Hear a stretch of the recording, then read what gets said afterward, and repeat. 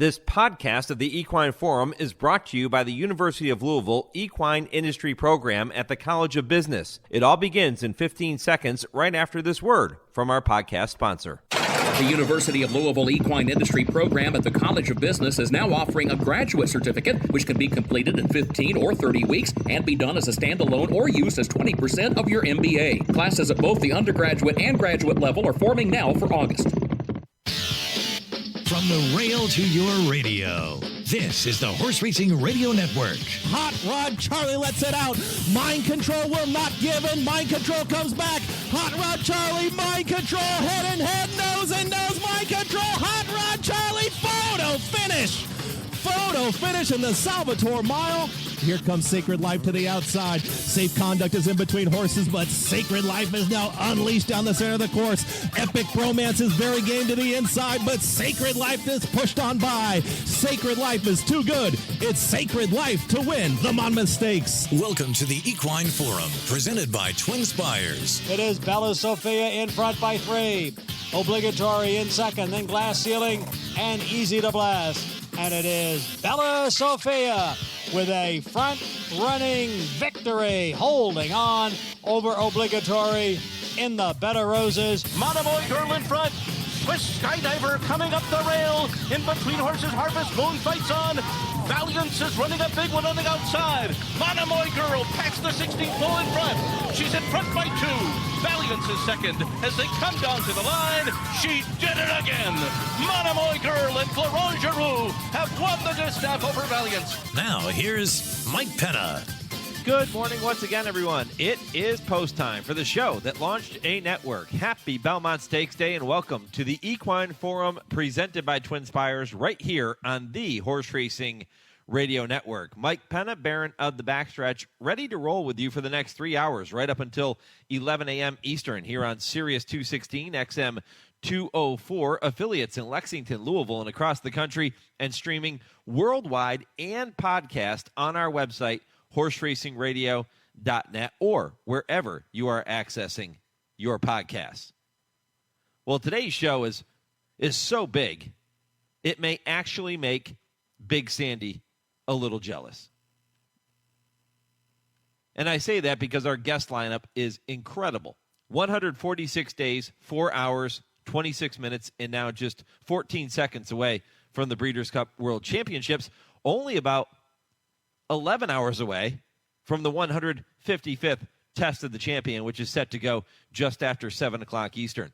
50 years ago yesterday, Big Red Secretariat rolled to that unimaginable 31-length win in the Belmont Stakes to capture the Triple Crown in what is still the fastest ever running of that race, 2:24.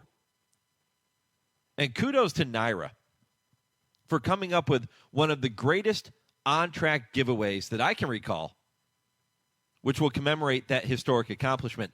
The first 5,000 fans to pass through the admission gates today are going to receive an exact replica pocket program from that Belmont Stakes Day in 1973. The program has actually been produced in partnership with the National Museum of Racing and Hall of Fame, and it includes, how about this, vintage ads that were in that program, and information on Belmont Park dining and music as it was that day 50 years ago.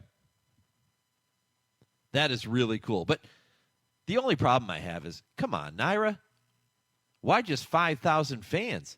How about we give one to everybody? Or at least do this. How about at least the first 20,000 fans get a replica program? That is such a cool giveaway. Last year's attendance at the Belmont was 46,301.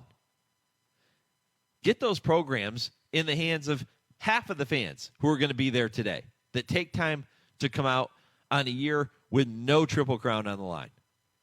That would be a great way for a racetrack to show fans you actually do appreciate them. It's been 16 years since Rags to Riches gave trainer Todd Pletcher his first of now 4 wins in the Belmont, and in doing so, became the first filly in more than a century to win the Belmont Stakes, joining Ruthless in 1867 and Tanya, who did it in 1905. And we've been celebrating the 2007 Belmont heroine with special segments and interviews throughout the week. Many of you have heard those all week long here on HRN. You've seen it on our social media pages, on our website. The celebration is presented by Keeneland, as Rags to Riches is a graduate of the 2005 Keeneland September sale. And you're going to hear my conversation with trainer Todd Pletcher coming up at 9 o'clock Eastern. And Todd started that interview by making a very, very strong argument for the Hall of Fame credentials of Rags to Riches, who, by the way, has been overlooked by voters, not me, but has been overlooked by voters in each of the past 2 years she's been on the ballot. She's gotten my vote both years, but she hasn't gotten in. Todd will also discuss Forte and Tappet Trice as two contenders in this year's renewal of the Test of the Champion. Keeneland announcer Kurt Becker was on the stand that day in 2005 when Rags to Riches stepped into the auction ring as a yearling, and he had a bird's eye view of the bidding, which eventually wrapped up at $1.9 million. Kurt's going to join me at 9:40 to share his thoughts on that day and to remember the great champion. There are no female horses taking on the boys this year in the Belmont, but we do have a female trainer, Jena Antonucci, who is looking to make history as she seeks to become the first female trainer ever to win the Belmont Stakes. She's going to send out Peter Pan winner Arcangelo, who's going to be ridden by Hall of Fame jockey Javier Castellano, who is also in search of his first Belmont win in that brilliant career. And what a year it would be for the native of Venezuela if he could add the Belmont to his resume after already winning the first Kentucky Derby of his career aboard Mage 5 weeks ago. That would be one hell of a 5 weeks for Javier. Jena Antonucci is going to be with me at 9:20 to talk more about the task that is facing Arcangelo later today. His Peter Pan was really good, and he came with that rush in the stretch and battled in the stretch. We'll see. I think she's pretty confident coming into this spot, but this is a different animal. Forte, Tappet Trice, no pushovers. Angel of Empire, no pushover. You got the Preakness winner, National Treasure. Today's Belmont's really good. For a race with no Triple Crown on the line, it's a great race.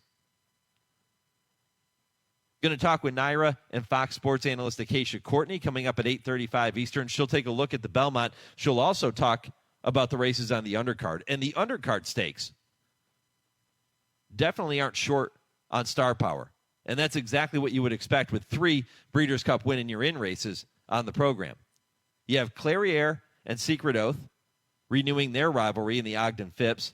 Last year's Breeders' Cup Turf Sprint winner, Caravel, returns in the Grade 1 Jaipur. And 2022 Breeders' Cup Mile winner, Dirt Mile winner, Cody's Wish, is looking for his 6th consecutive win in the Grade 1 Met Mile. He'll be favored to do so. But one horse who could potentially fly under the radar in those win-and-you're-in races is Played Hard, who upset Secret Oath last time out in the La Troyenne at Churchill. They're going to get a rematch.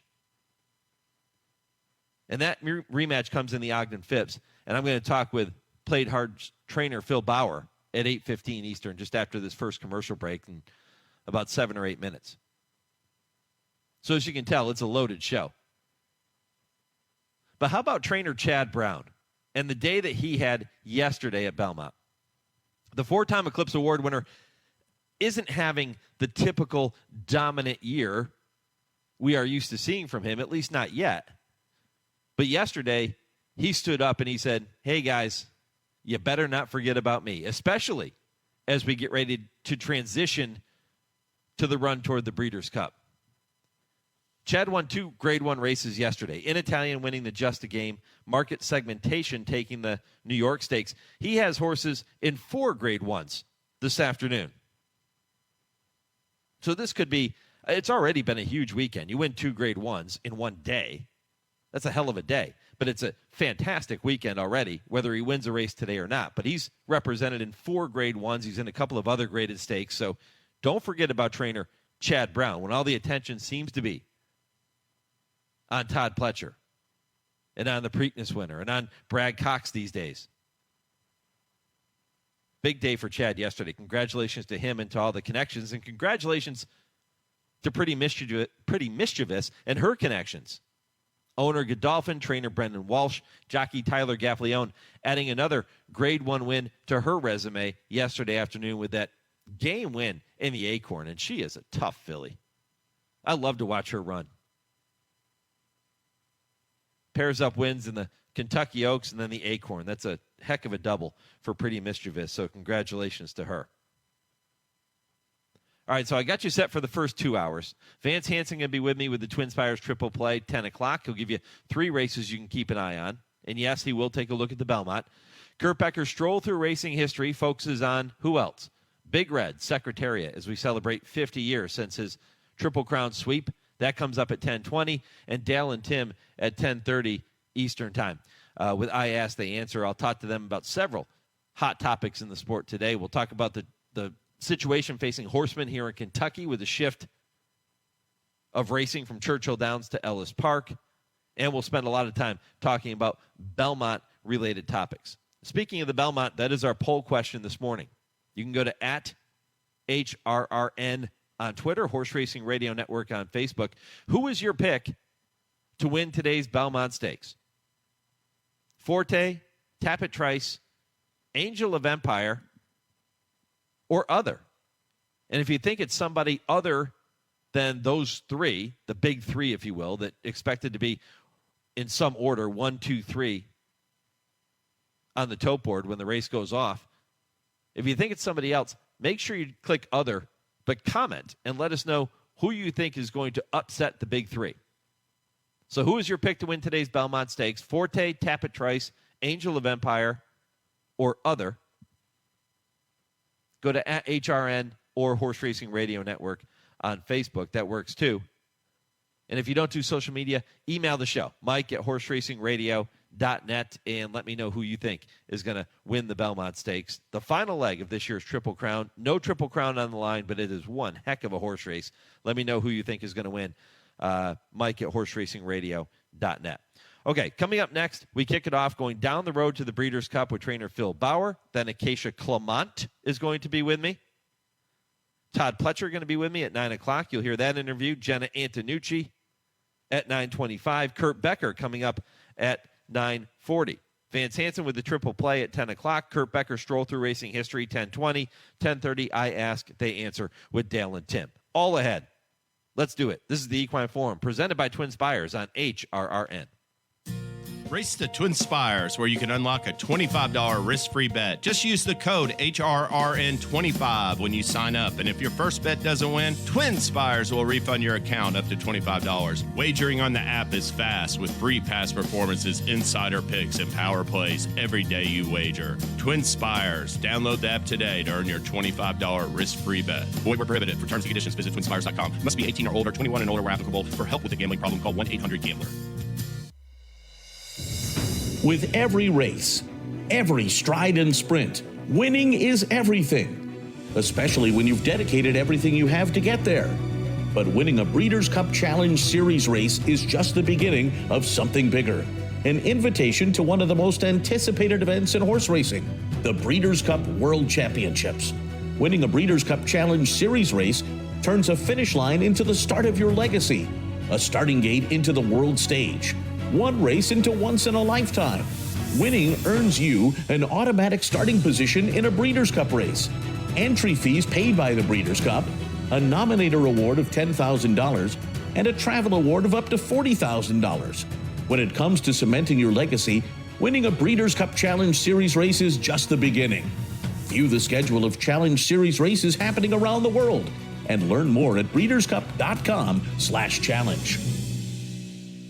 Here with Joe Brown Nicholson of Nicholson Insurance Agency. Joe, what would be a common misunderstanding between an insured and the insurance company? Mike, one issue is a policy condition that requires notification when an insured animal becomes sick or injured. Do you mean in life-threatening situations? Not just then, but if a veterinarian is called in for treatment other than routine care, take for example if a yearling colt gets his foreleg caught in a fence and tears the skin. The coat is stitched up and everything seems fine, but later the coat develops a systemic infection. Then there is a serious situation that the company knows nothing about. So the company needs to know, even if it's not a life-threatening situation. That's right. It's a policy condition. The company has a stake in the health of the animal because of the existing insurance policy. The company might want to have its own vet examine the horse. In most cases, though, just a call or email is all that is needed. For all your equine and general insurance needs, including farm owners, liability, homeowners, auto, and more, contact Nicholson Insurance Agency at 859-224-7080. You gotta know Joe.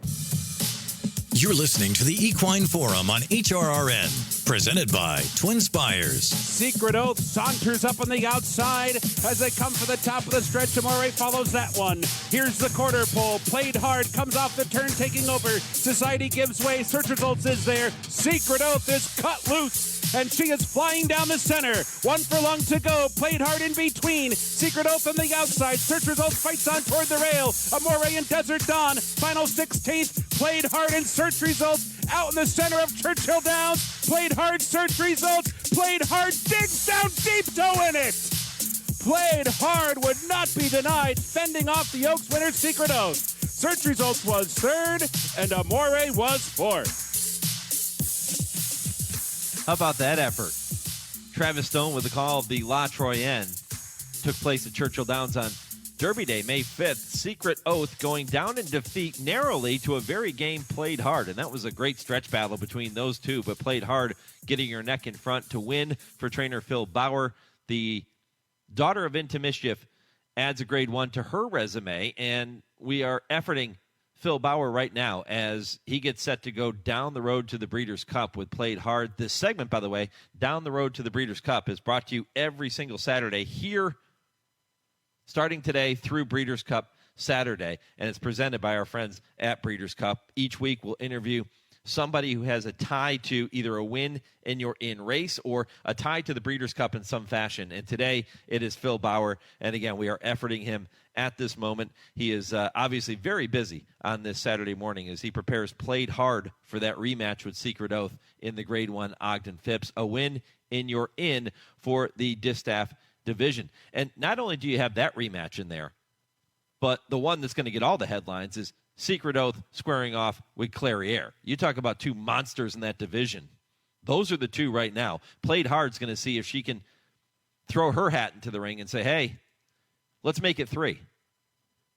I think those 3 are going to put on one hell of a show later today. And Phil Bauer is indeed with us now to talk about Played Hard. Phil, good morning. Good morning. Thanks for having me on. Yeah, I would say happy Belmont Stakes Day, but how about happy Ogden Phipps Day? Yeah, we're excited to, like you said, hopefully put our name in there with the other two, and it'd be fun to create some type of rivalry the rest of the year. I think you showed and Played Hard showed that she belongs on this stage with that really game win in the La Troyenne. Let's go back to that day, Derby Day, on the undercard. Put me there with you. Tell me about that effort. It was, going into it just a tad nervous that coming off the layoff against that cast was too much to ask of her, but she took care of us, and if she runs like that today, hopefully we can have the same result. But I was very proud of the team and everybody for getting her ready, and she's kind of with age matured into a really nice racehorse that knows the game, and really turning out to be a really nice mare. That wasn't the first time she has had to fight for a victory through the stretch, and it's not the first time she's had to show her heart and her courage. It was on display last year at Saratoga when she won an allowance race, and she battled all the way through the lane. She ended up getting her nose in front at the wire to win that race. what is it? Have you always known that she had that kind of tenacity in her? Yes, her demeanor is she's definitely cut out to be a racehorse and one that you can be confident that's going to try and get her nose down at the wire. She has competitive spirit and one that early on you just thought, she was cut out to be a pretty good one. So been lucky to have a few years where she stayed really sound and been able to kind of map out a campaign that she's rewarded us with some good victories. She'll get her first trip over the Belmont surface later today. What have you seen from that track, and what have you seen from her when she's been out there on the track that makes you think that won't be an issue? It's been an interesting week, to say the least, with yeah. kind of what we had planned coming up here. So we missed one day, but everybody else did too. So galloped over it yesterday and seemed to handle it fine. I don't think you can necessarily say they're similar as Belmont and Saratoga, but the fact she handles a deep track over there at Saratoga, you would think, she'd be able to handle this one. So I don't think it'll be that much of a factor, but you never know till you run. So hopefully kind of what she showed us, just galloping over it, will match her race today. Phil, the La Troyenne was the starting point for the 2023 campaign of Played Hard. It was their first start since November, and she had that really hard race. Any concerns on your end that maybe that took a lot out of her and it could potentially drain her coming into this race today? That was a thought. Looking at her races last year, we thought maybe she bounced in after she won her 1X and the 2X at Churchill where she was defeated. But yeah, she's shown plenty of energy after the race and has kind of given us confidence to just go ahead and run her here. We originally anticipated to the end of July, but we were kind of glad that we decided to go this route after, Churchill meet has changed and we'd have to ship Dallas to run at that race now. So she's bright and happy and showing signs that she's not going to bounce. But again, we'll hope to avoid it when we run. Yeah, it's out of your hands now. The La Troyenne was the very first Grade 1 win of your career. What does that do for a young trainer's career? I think it's just something you can add to your resume, and I'm very fortunate that I'm private for the Rigney, so whether we won or not, I'd still kind of wake up the next day in the same position. But I think it benefits us overall as a program with us taking these race mares home and breeding them. And, you have take mares to the farm like that and they produce runners like themselves. It'll be very satisfying to see that happen. And, I think when you talk about my career, I think you just talk as a whole for Rigney Racing and Richard and Tammy. So for us to get to Grade 1, it's just kind of something you can be proud of from where we started and where we're at. And that was our conversation yesterday, coming up here for this Grade 1, which is to the point where you're a part of it. It's very satisfying, and they're hard races to win. So just to be a part of the cast and have a realistic shot at winning it is something that you can't say every day. So very, very proud and happy. I remember you joining me on our trainer talk show a couple of years ago, and you told me that you prefer to celebrate your big wins, or any win really, with a shot of Fireball. So how much Fireball did you drink after your first Grade 1? That was when we got back up. Richard had a lot of people with him that day, and when we got back up to the room where everybody was, they were already lined out and waiting on us. So there was quite a bit, and it was definitely a party. But I think you come across those events in this game, you have to celebrate them.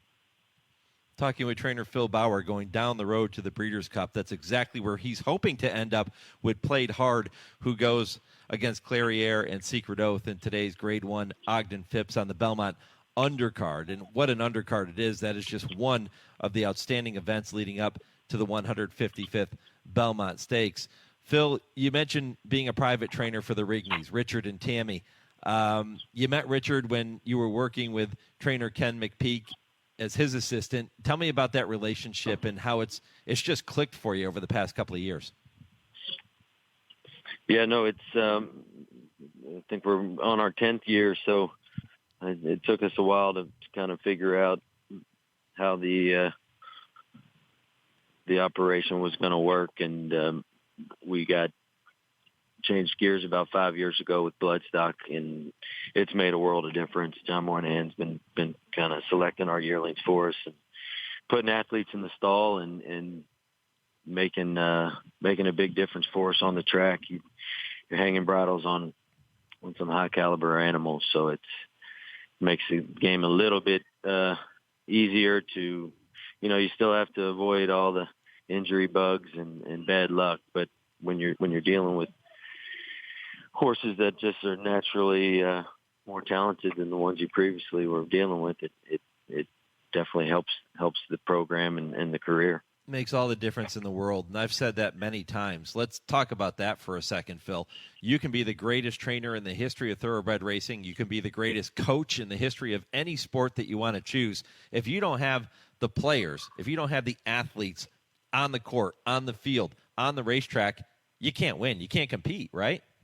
Yes, it makes it a lot harder. I think you can tweak things with certain horses, but certainly when one's faster than the other, there's no doubt about it. And I think, even having one, just in sports in general, the key is your recruiting class for the following year and the year after that. So to have them continually flowing in, you can hope to stay at a high level. So why does Play Hard belong on this stage? Why can she win that race today, in your opinion? What's the key? I think the race is going to set up really well for us. The outside post and then us having the tactical speed.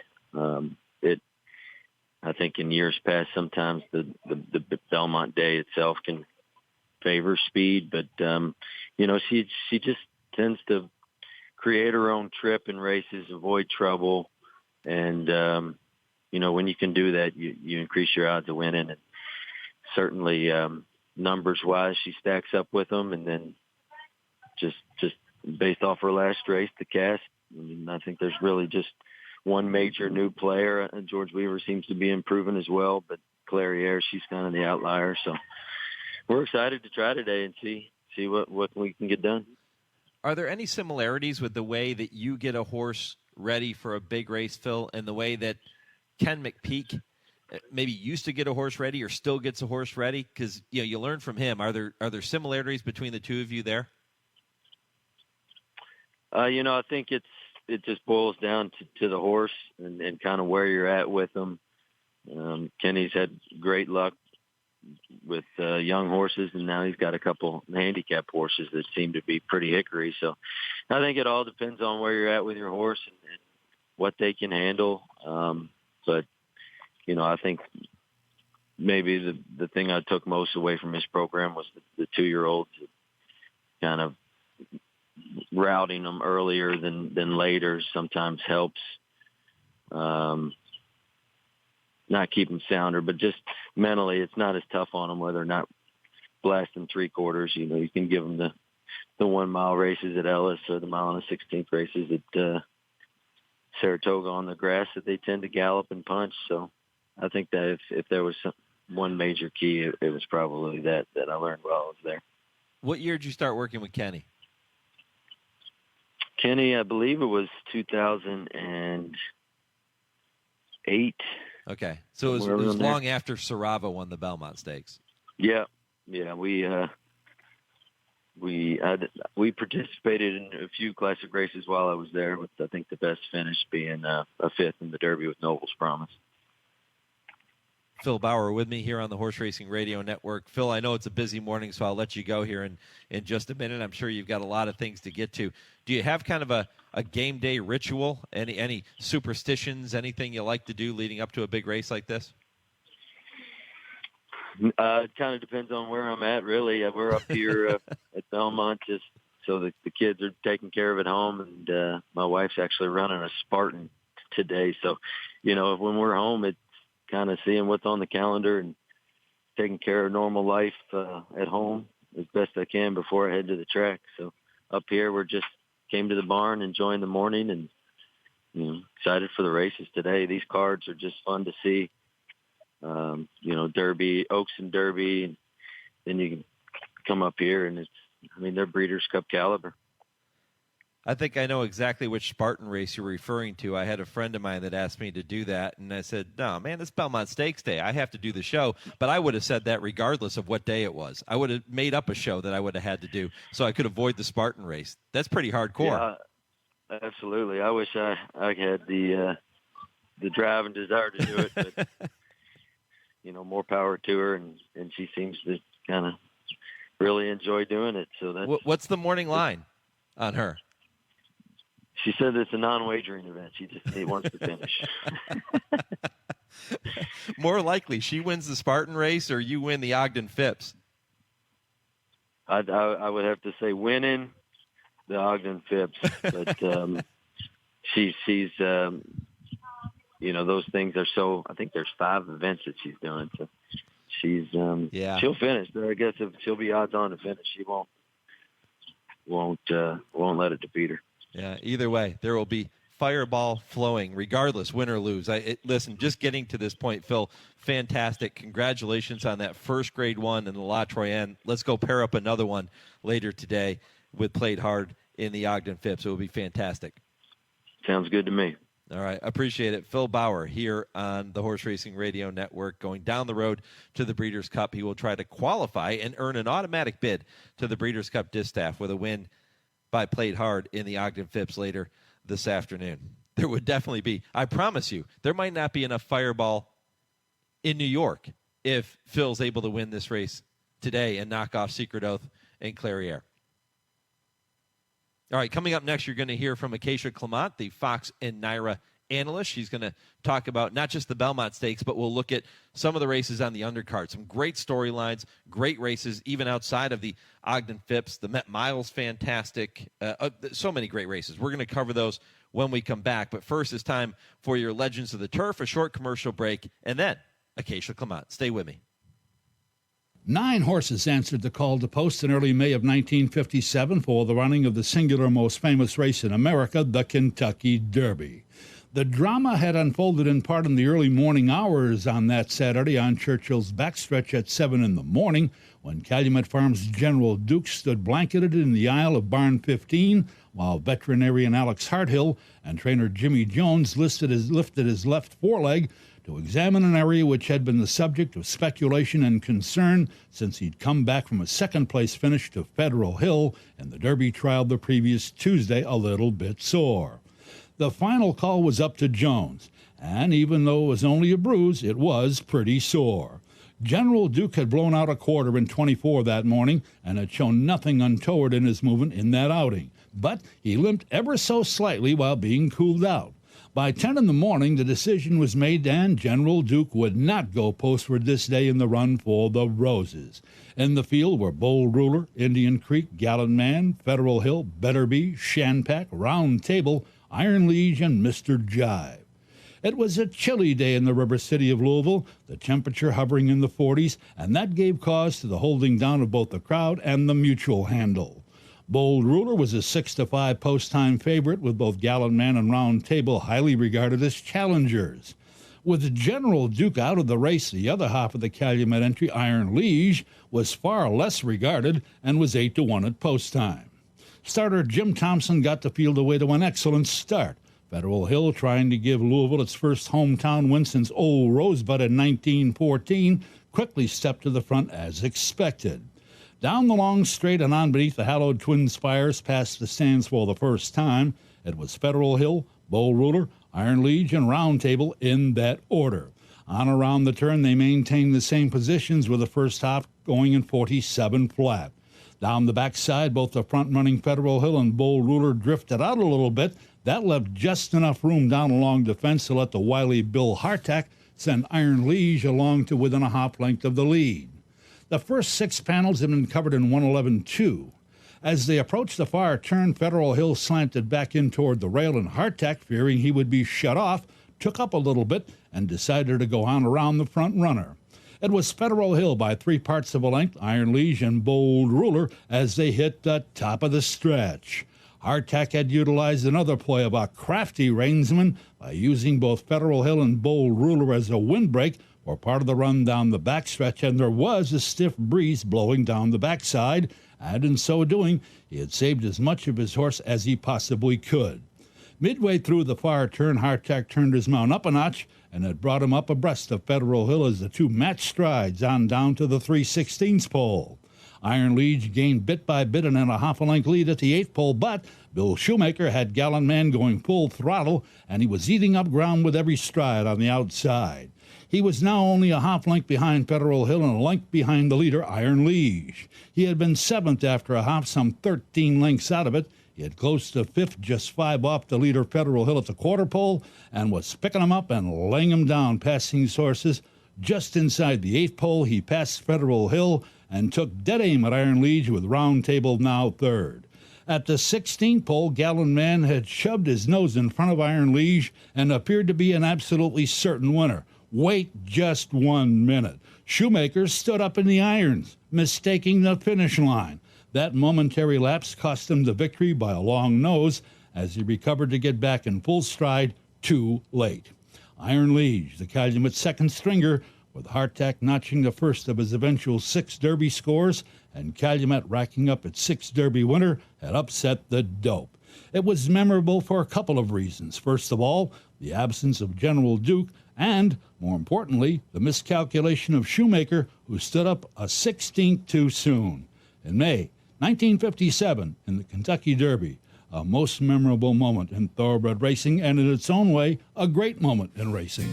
Race the TwinSpires, where you can unlock a $25 risk-free bet. Just use the code HRRN25 when you sign up, and if your first bet doesn't win, TwinSpires will refund your account up to $25. Wagering on the app is fast, with free past performances, insider picks, and power plays every day you wager. TwinSpires. Download the app today to earn your $25 risk-free bet. Void where prohibited. For terms and conditions, visit TwinSpires.com. Must be 18 or older, 21 and older where applicable. For help with a gambling problem, call 1-800-GAMBLER.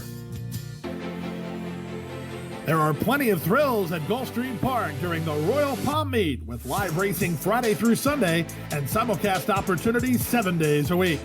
Come out and enjoy the Summit of Speed, the Florida Sire Stakes Series, and a whole lot more. Watch the action from our Trackside Carousel Club, our Feast in 10 Palms restaurant with an elevated view of the track. For stake schedules, reservations, tickets, and more, head to GulfstreamPark.com. Tenda Equine and Pet Care products have been keeping world-class equine athletes happy and healthy for generations. Keep your equine athlete looking and performing well with Tenda Next Generation Wound and Skin Care Treatment, along with nutritional supplements, leg and muscle care products, salves, hoof care, poultice, topical aids, and grooming products. Visit tendahorse.com today.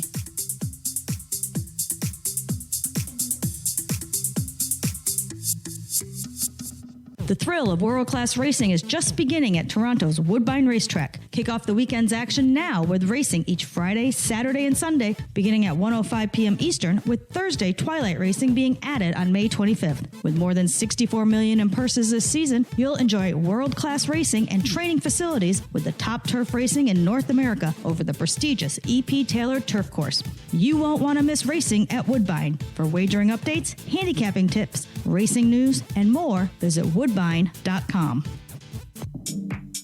You're listening to the Equine Forum on HRRN, presented by TwinSpires. Asmodeus down at the rail. Arcangelo on the outside, 3/4, 113-1. And here is Arcangelo now to grab the lead from Bishop's Bay. Arcangelo, Bishop's Bay fighting back again on the inside as they move for the 16th pole.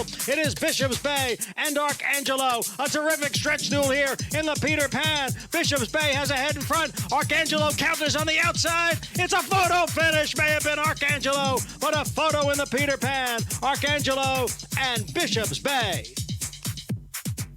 Welcome back to the Equine Forum, presented by TwinSpires on this Belmont morning. That is exactly where Arcangelo will find himself later this afternoon in the 155th running of the Test of the Champion. Arcangelo with that game win in the Peter Pan. John Embriel had the call. That race on May 13th, the local prep for the Belmont Stakes, and we'll see if Arcangelo can give trainer Jena Antonucci and jockey Javier Castellano their first Belmont Stakes win. Of course, for Jena, if she were to win it, she would become the first female trainer in the history of the Belmont Stakes to pull off the victory in that race. And Jena's going to be with me coming up at 9:25 Eastern Time. Do not miss that interview. She'll talk about Arcangelo. She'll talk about her team and everybody that has helped her get to this point. It's a fantastic story. Well, nobody knows that better than Acacia Clement. She also a fantastic story, an HRRN alum, and now on the big stage with Fox Sports and NYRA. She's doing it all. Acacia, good morning. Good morning, Mike. How are you? Thank you for the nice intro. Oh, doing great. And as always, extremely happy to have you joining me here on the program. And happy Belmont Stakes Day. What a program today at Thank Belmont. You. Yeah, the card is fantastic. So excited about it. I mean, you have all the big names, all the stars coming out, which is what it's all about. The weather's supposed to be beautiful as well. And I think it's a super competitive Belmont Stakes this year. I know as the final jewel of the Triple Crown, you're always hoping that there's going to be a Triple Crown on the line. And while that's not the case this year, I think we have a really strong group and some really fun storylines. I'm glad to hear that the weather is going to be nice this afternoon, because it would certainly be nice if we could get through one of these big races this year without having some pre-race hurdles to jump through. We had it at Churchill Downs, and now Belmont with all the smoke from the fires in Canada causing a cancellation on Thursday of both training and racing. Thankfully, we got back to racing yesterday, and I'm glad to hear it's going to be a beautiful day today. It is. The sun's already shining. It's supposed to be high 70s today, which is exciting. And as you said, everything was back to normal yesterday. Air quality is back to normal. What a difference a day can make for sure. And that was really, really great to see, and great for the horsemen, the owners, everybody to have an opportunity to showcase their horses on the big weekend. It's unfortunate we lost out on Thursday, but I think everybody doing the right thing and putting health and safety first of equine and human athletes, and just really happy we get a chance to have this big weekend. Yep, I agree. It was the right move on Thursday, so kudos to NYRA for making that call. The poll question I threw out this morning, Acacia, quite simple. I'm asking listeners who their pick is to win the Belmont Stakes, and the votes are coming in on social media and on our email. Angel of Empire, it's not even close. 42% of the vote coming in for Angel of Empire right now, saying that he is going to be the one to walk away with the title at the end of this year's Test of the Champion. Do you agree? You know, it's so interesting. I have seen so many people be really, really high on him. And I like the horse. I mean, he was actually my pick for the Kentucky Derby. And I thought he idled a little bit. And it's interesting that he will put blinkers on for the first time today. But apparently, according to Brad Cox, it's not really a huge equipment change, because he's been training pretty steadily right along, even from the beginning of his career, with blinkers. And he said he was running well in the afternoons without them. Obviously, you don't really want to make a big change to a race like the Kentucky Derby. But he said Flavien Prat came back and said, I think he needs just a little bit more punch, and the blinkers could help him do that. It's kind of like the decision Brendan Walsh made with Pretty Mischievous to give her a little bit more punch with adding blinkers, and that works in the Kentucky Oaks. I would imagine that's supposed to be the game plan with Angel of Empire.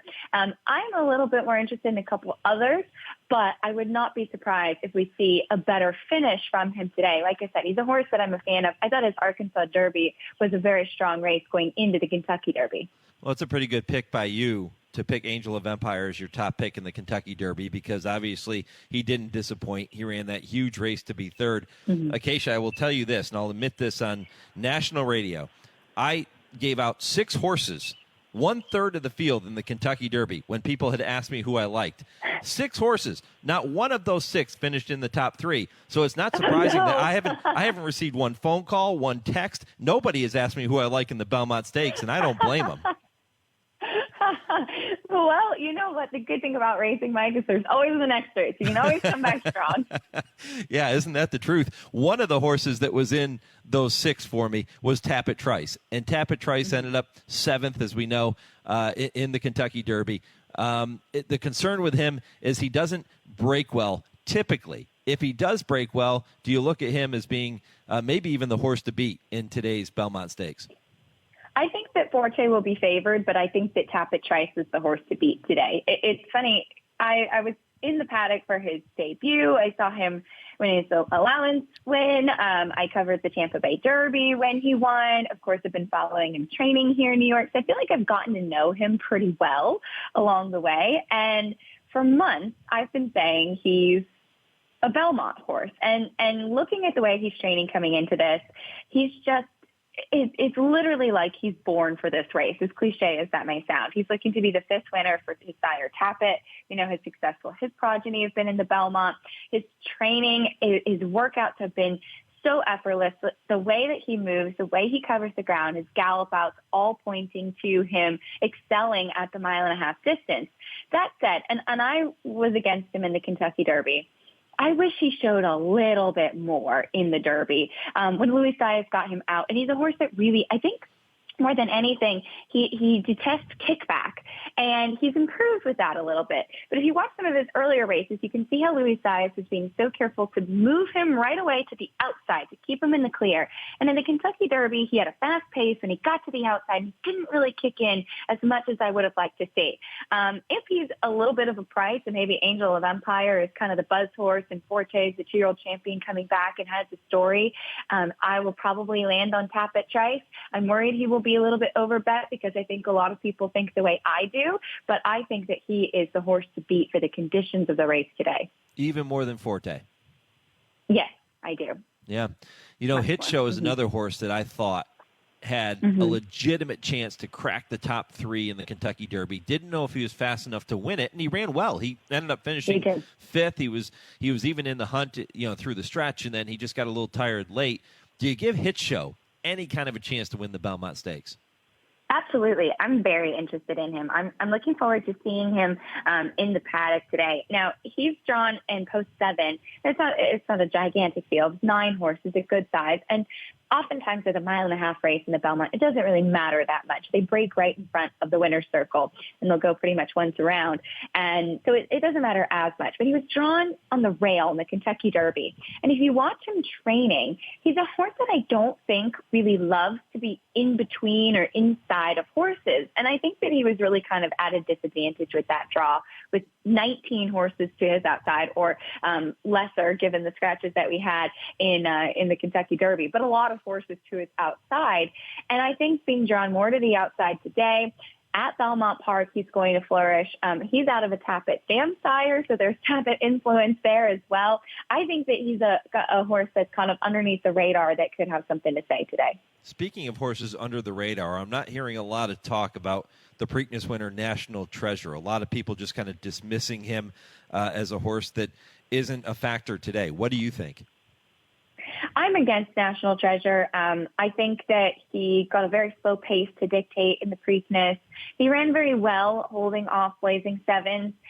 He put Mage up against it. It was absolutely the right move, and Johnny Velasquez rode him perfectly. I think there's going to be some more pace in here today. I think it's a much stronger field than we saw in the Preakness as well.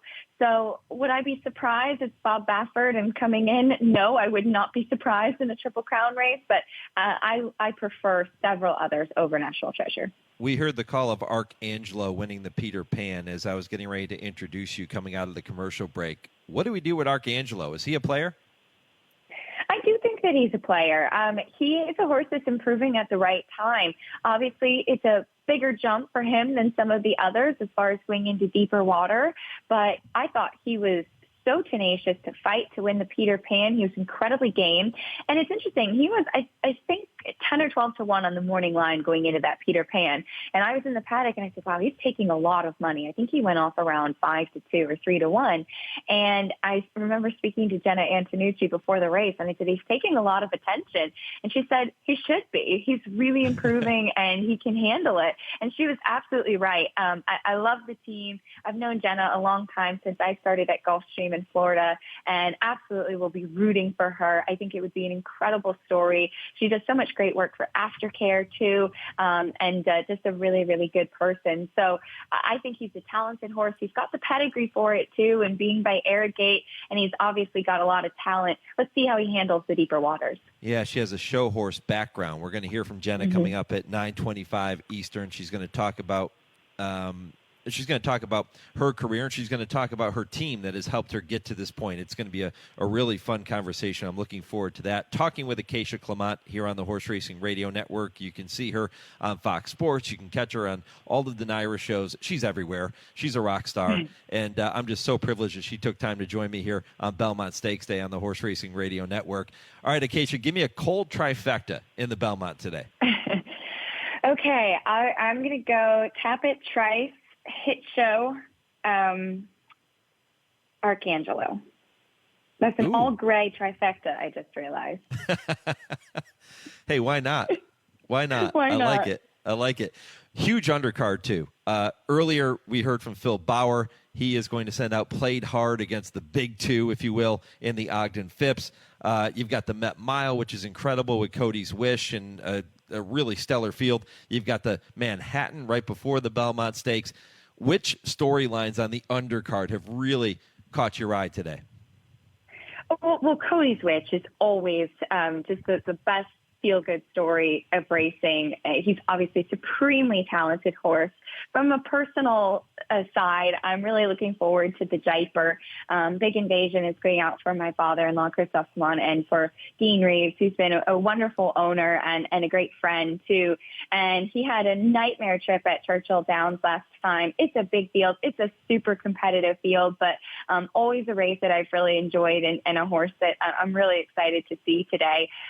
Every single stake on the card is going to be super fun, and I just hope it's a great day of racing, and we see them throw it down on the track. Yeah, Big Invasion has run some really good races and is a perfect 1-for-1 at Belmont Park. But Casa Creed, Caravel in that Jaipur, there's a lot of star power in every race, but certainly that race is no exception. It came up a loaded field and a big field, too, of course. So right now our hopes are in the hands of Joel Rosario that he can get a good trip. How about the Met Mile? How'd you see that one? Is it Cody's Wish and everybody else, or might he be a bit vulnerable from that inside post?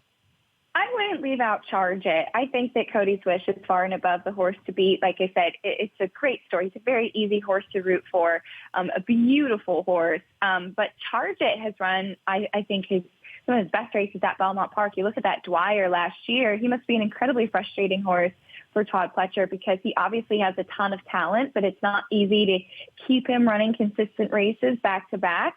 But coming back to Belmont, and he's always a horse that I've liked, I wouldn't leave him out in the Met Mile.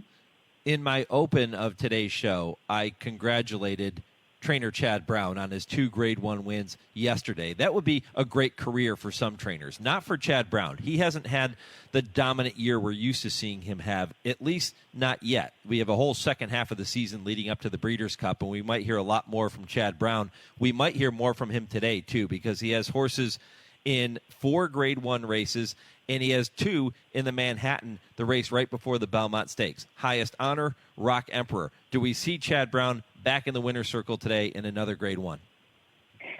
I would think that his best chance in a Grade 1 today could potentially be search results. She's kind of missed as far as some of the big names do go, but she's been remarkably consistent. And we'll see if she can get one of her big win today at Belmont Park. As far as his 2 horses in the Manhattan, I'm against both of them. Highest Honors I've always preferred on the turf. I just don't think that he's necessarily quite fast enough. As far as Rock Emperor, he has the ability. You just never really know if he's going to show up with it, and we'll see if today's the day. But that also came up on an exceptionally tough field.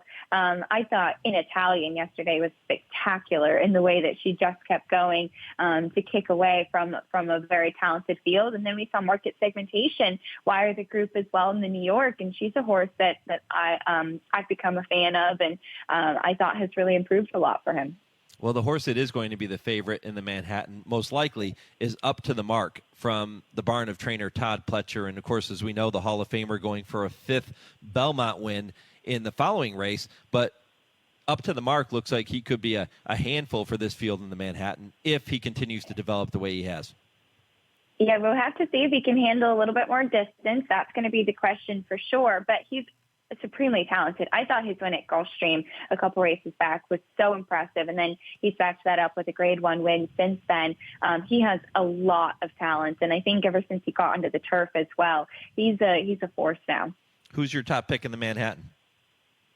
I want to wait to see them in the paddock, but I of course am rooting for Soldier Rising. I think he has a lot of ability.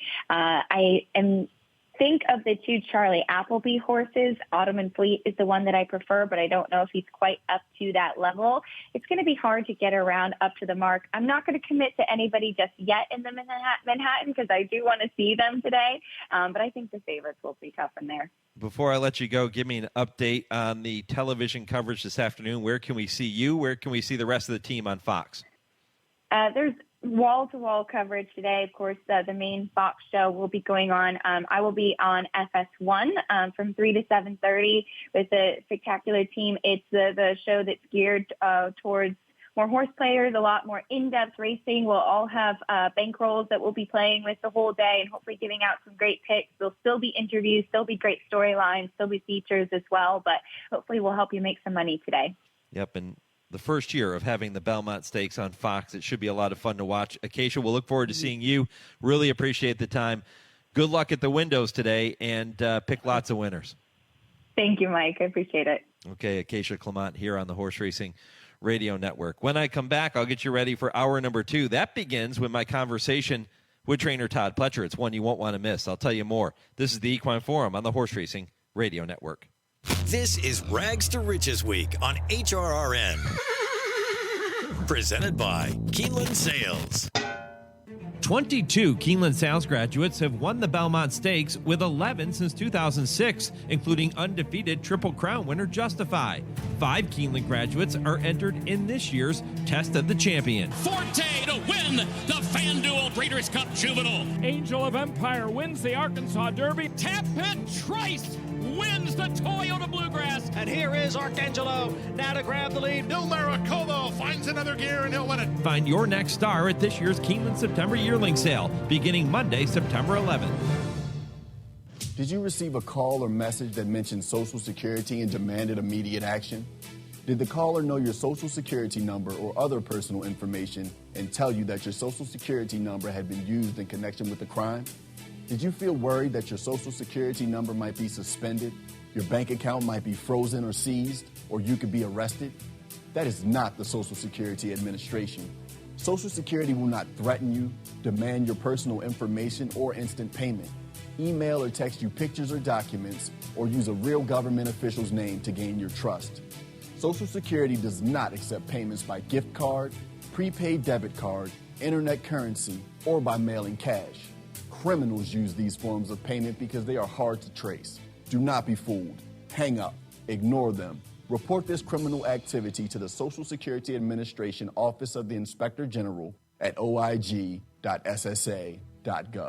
Produced at U.S. taxpayer expense. The Department of Veterans Affairs is so innovative, it not only improves the lives of veterans, it transforms the lives of healthcare professionals who serve them with access to the latest technologies and remarkable benefits. Transform your future at vacareers.va.gov. Attention horsemen, the 2023 Claiming Crown is coming to the fairgrounds in New Orleans on Saturday, December 2nd. The 25th Claiming Crown features 8 races totaling $1 million in base purses, headlined by the $200,000 Claiming Crown Jewel at 1 1/8 miles. The deadline to make horses eligible for the Claiming Crown is November 18th, with entries to be taken November 25th. Eligibility request forms and more information is available at claimingcrown.com. HRRN is live online. Go to our website at horseracingradio.net to stream all of our broadcasts live or listen to the show archives anytime. Read our blogs, get the latest news, and see our entire broadcast schedule. It's all there at horseracingradio.net. And follow us on Twitter at HRRN and like our page on Facebook. Search Apple Podcasts for HRRN and download our latest shows. HRRN is home to racing's biggest events, and our home on the web is at horseracingradio.net.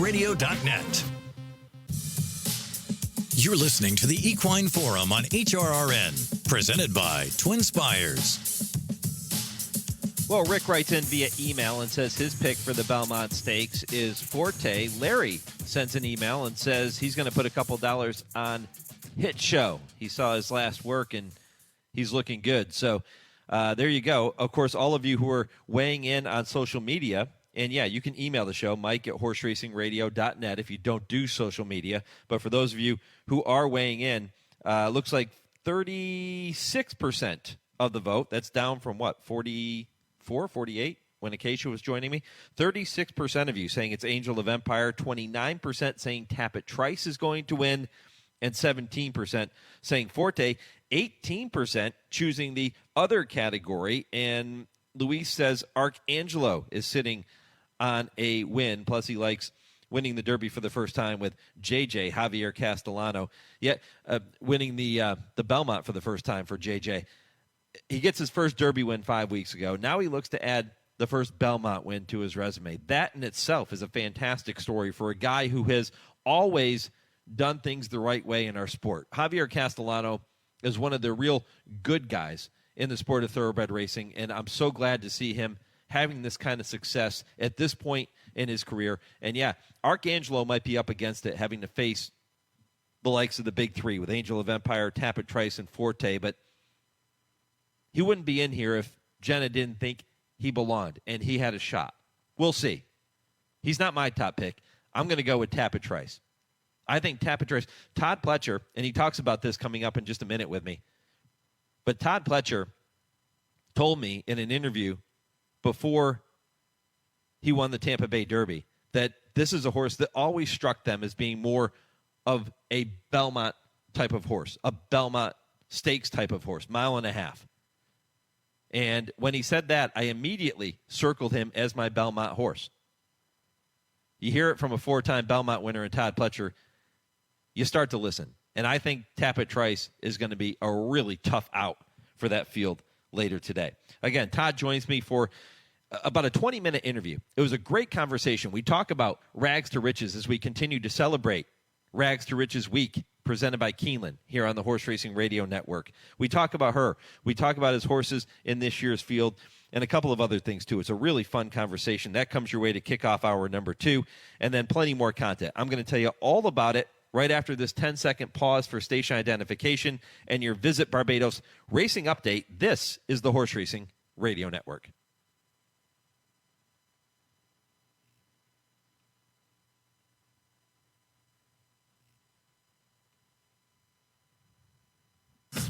The final leg of horse racing's Triple Crown takes place today in Elmont, New York, with the 155th renewal of the Belmont Stakes, highlighting an outstanding 13-race card featuring 9 graded stakes, 6 of which are Grade 1s. Although there is no Triple Crown on the line this year, the Test of the Champion has attracted a stellar 9-horse field topped by champion Forte, Preakness winner National Treasure, and Grade 1 winners Tappet Trice and Angel of Empire.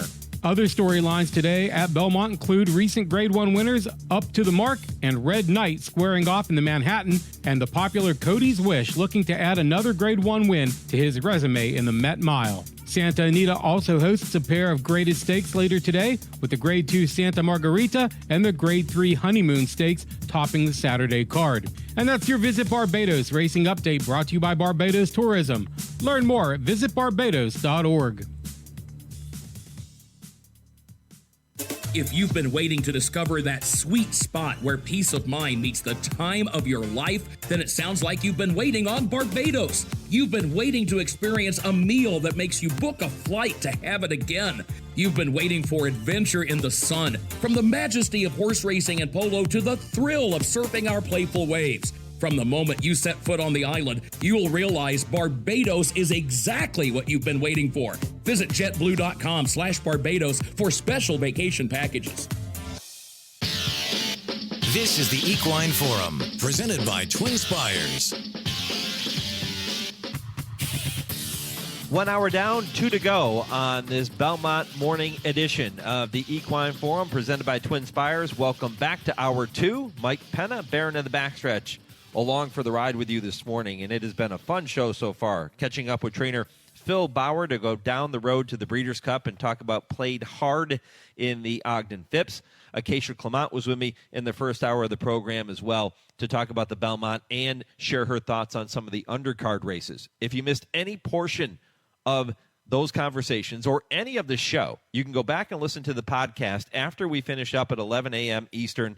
That will be available on our website, horseracingradio.net. You can also listen on every major podcast platform. So however you access your podcast, just type in Horse Racing Radio Network, and you can listen to this entire show and anything that you missed. There was some great content there in the first part of the show. Plenty more to come, including trainer Todd Pletcher, who joins me momentarily. I caught up with him earlier this week to talk about his 2007 Belmont winner, Rags to Riches. We talked about his two horses in this year's race.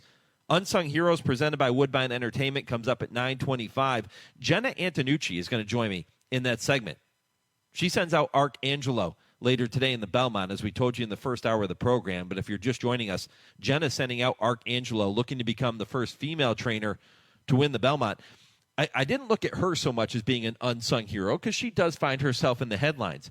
But she's going to spend time talking about her team, her assistant, her exercise rider, and her groom, all who play a major role in getting Arcangelo and her horses ready for the races, not just in grade ones like the Belmont, but day in and day out. That should be a really fun conversation at 9:25. 9:40, Kurt Becker will join me from Keeneland, of course, the Keeneland announcer and the announcer for the Keeneland sales. He was on the stand when Rags to Riches sold as a yearling in 2005, so I'm looking forward to that visit.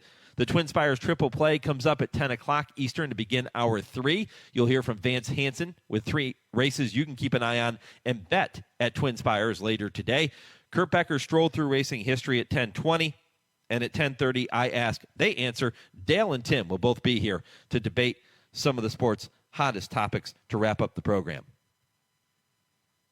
Well, again, Todd Pletcher took time to join me this week. We started talking about Rags to Riches. We got into some other things, but here's this conversation with trainer Todd Pletcher. Todd, let's start with Rags to Riches. When you hear the name Rags to Riches, what are things that immediately pop into your head?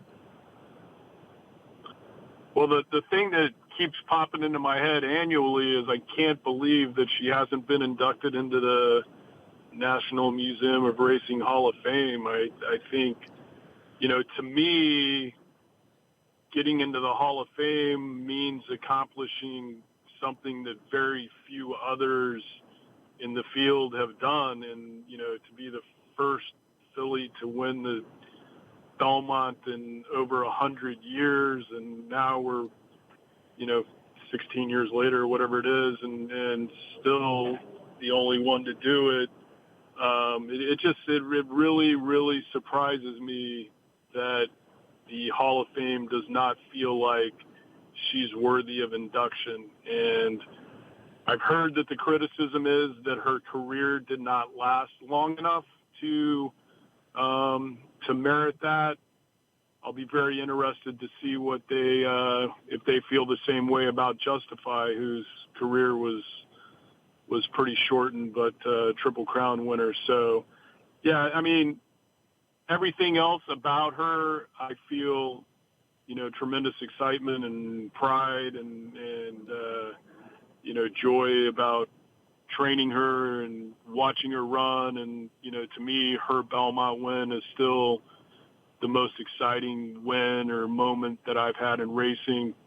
And like I said, I'm disturbed by the fact that she hasn't been appreciated by the Hall of Fame committee the way I feel like she should be. Well, it's funny you should start and go that direction with this conversation, Todd, because that was one of the questions I was going to bring up later on. And I can tell you from my vantage point, she has not been disrespected, because I do have a vote with the Hall of Fame candidates, and she has received my vote every single year that she's been on the ballot now. And it's mind-boggling to me, too, that she wouldn't have gotten in by now. You look at a filly that's won 4 Grade 1s, not just the Belmont Stakes over the boys, but, you count the Kentucky Oaks and the Santa Anita Oaks. I mean, those are notable races for 3-year-old fillies, and yet she continues to get overlooked. It doesn't make a lot of sense to me. Yeah, and to top that off, it was not kind of a backdoored, a weak field in the Belmont and didn't run an impressive time. I mean, she beat a 2-time horse of the year in Curlin when she did it. So, I'm baffled, but still nonetheless extremely proud of what she was able to accomplish. Take me back to that day 16 years ago when she's duking it out with Curlin down the stretch, and she finds the courage to get past him and, as you said, become the first filly to win the Belmont Stakes in more than a century. Take me back to that day. Put me there with you. What was the moment like for you?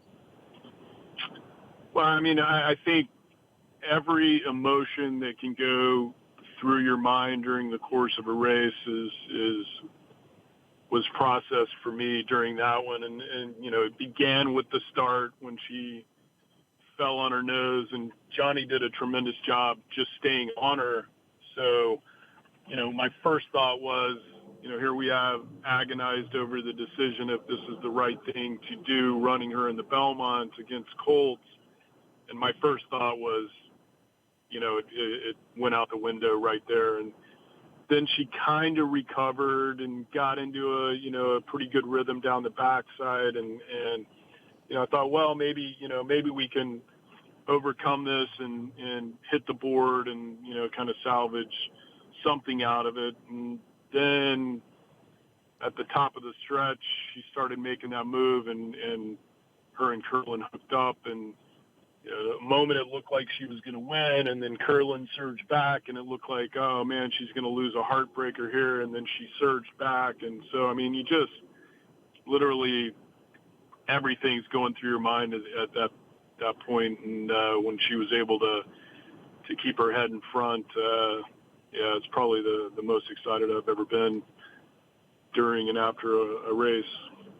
You've since gone on to settle 3 additional Belmont Stakes winners. That was your first, which had to make it extra special for you.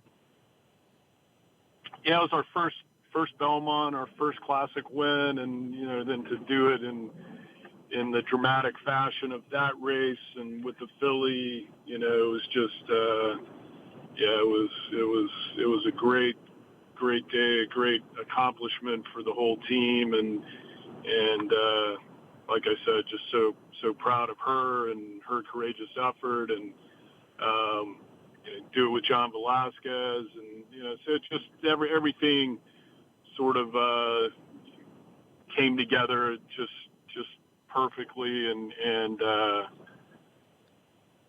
at that point I can't remember exactly how many Derbies starters we had lost, so we were starting to kind of build up some criticism from the press that we hadn't won any Triple Crown races and however many starters, and so it was emotional for so many reasons. Yeah, you don't have to worry about that now. 14 years after Rags to Riches, you would be inducted into the Hall of Fame. So nobody's criticizing the Todd Pletcher approach now, Todd. And, Rags to Riches, This has been Rags to Riches Week all week long here on the Horse Racing Radio Network, and we've been looking back on some of those performances, including the Belmont Stakes. But we've also looked back on her early career, or at least when she got started in the sales ring at Keeneland. She's a graduate of the Keeneland 2005 September yearling sale. She was in the Lane's End consignment. She was purchased by Demi O'Byrne. What do you remember about the first time you set eyes on Rags to Riches? Yeah, I mean, Demi asked me to go look at her, and I think we actually went to look at her together after he'd already seen her, and she had an impeccable pedigree, obviously, and conformationally, she wasn't the most correct filly in front, but her profile was sensational, and what really stood out about her as well was her walk. She was an exceptional walker, and Demi O'Byrne puts a huge emphasis on how horses move and how they walk, and so she really checked those boxes. And when you put together her pedigree with her way of moving, and I always thought that that's what made her so good, was her mechanics were so efficient, and she's a lovely filly to watch train and to watch gallop, and you could tell that when she got into that steady rhythm and she got into that flow just on a daily basis in her gallops, that she would handle the classic distances and the mile and a half, and so that was kind of what stood out about her. People will forget that she didn't win her first career start, which is a bit of a surprise when you look at her resume. Were you surprised that she didn't win that day? She was. I used to always kid with Michael McCarthy, and he was. We had horses at Churchill. She had her first start at Churchill, and so I'd always kid him. How'd you possibly get this filly beat first time out? But actually, in fairness, going into the race, she's an AP Indy filly that's bred to run long, and if I remember right, her first start was at 5.5, and it was just too short for her, and so it was a good experience. And then she ended up getting a little time off and came back at Santa Anita and won impressively the next time, and so it was all good from there. But it kind of reminded me of one time when Serena's Song, when I was working for Wayne, and she got beat at Churchill, and I think she finished 4th or 5th, and Wayne said to the assistant, how could you possibly find 4 horses at Churchill Downs to beat this filly when no one in the world could possibly beat her, and then, so she went on to almost run out the table from there, and just got beat by Flanders in the Breeders' Cup Juvenile Fillies. But yeah, we kind of used to always kid Michael about that. Outside of her win against Curlin in the Belmont Stakes, what is the Rags to Riches performance or the Rags to Riches moment that stands out most to you? Well, I mean, that's the moment. I think the one thing that also stood out was, she was a tough filly in the barn, in the stall. She was aggressive and is still very aggressive as a mare.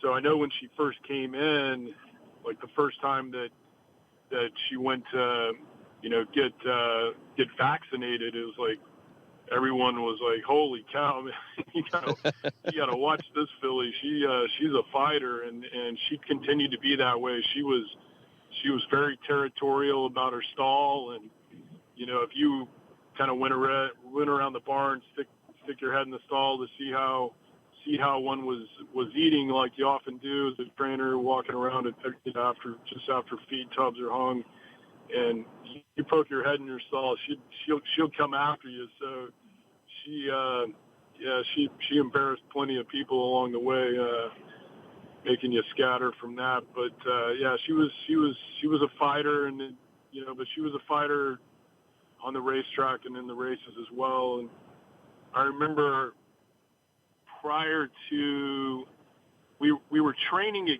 Keeneland, did a lot of our training at Keeneland for that year's Derby and Oaks, and part of the reason was they had a synthetic track there, and she'd been training, in a synthetic track at Hollywood Park a lot. We wanted to stay consistent with that, and I remember working her with Circular Key, who was running in the Derby, and afterwards, I can't remember who it was, but someone from the Coolmore team, said, how'd they go? And I said, they both went great. And I said, we might be running the wrong one in the Oaks. She might be needing to go in the Derby, but we kind of stuck to our guns, and it worked out well. But she was training that well leading into it that the thought did cross our mind of looking at the Derby. And I think had we not had the roster of horses that we had, which was Circular Key and Scat Daddy, another one that the Coolmore guys were part of. So that's kind of why we ended up going that direction, and I think it turned out to be the right move. Remembering the 2007 Belmont winner Rags to Riches with her Hall of Fame trainer Todd Pletcher here on the Horse Racing Radio Network. Todd, let's fast forward to this year's Belmont and a couple of chances to add a fifth test of the champion to your resume. Forte, Tapit Trice. Let's start with the champ Forte. The word I used to describe what this moment would be like if he were to win the Belmont was vindication. Are you looking at it in that way too?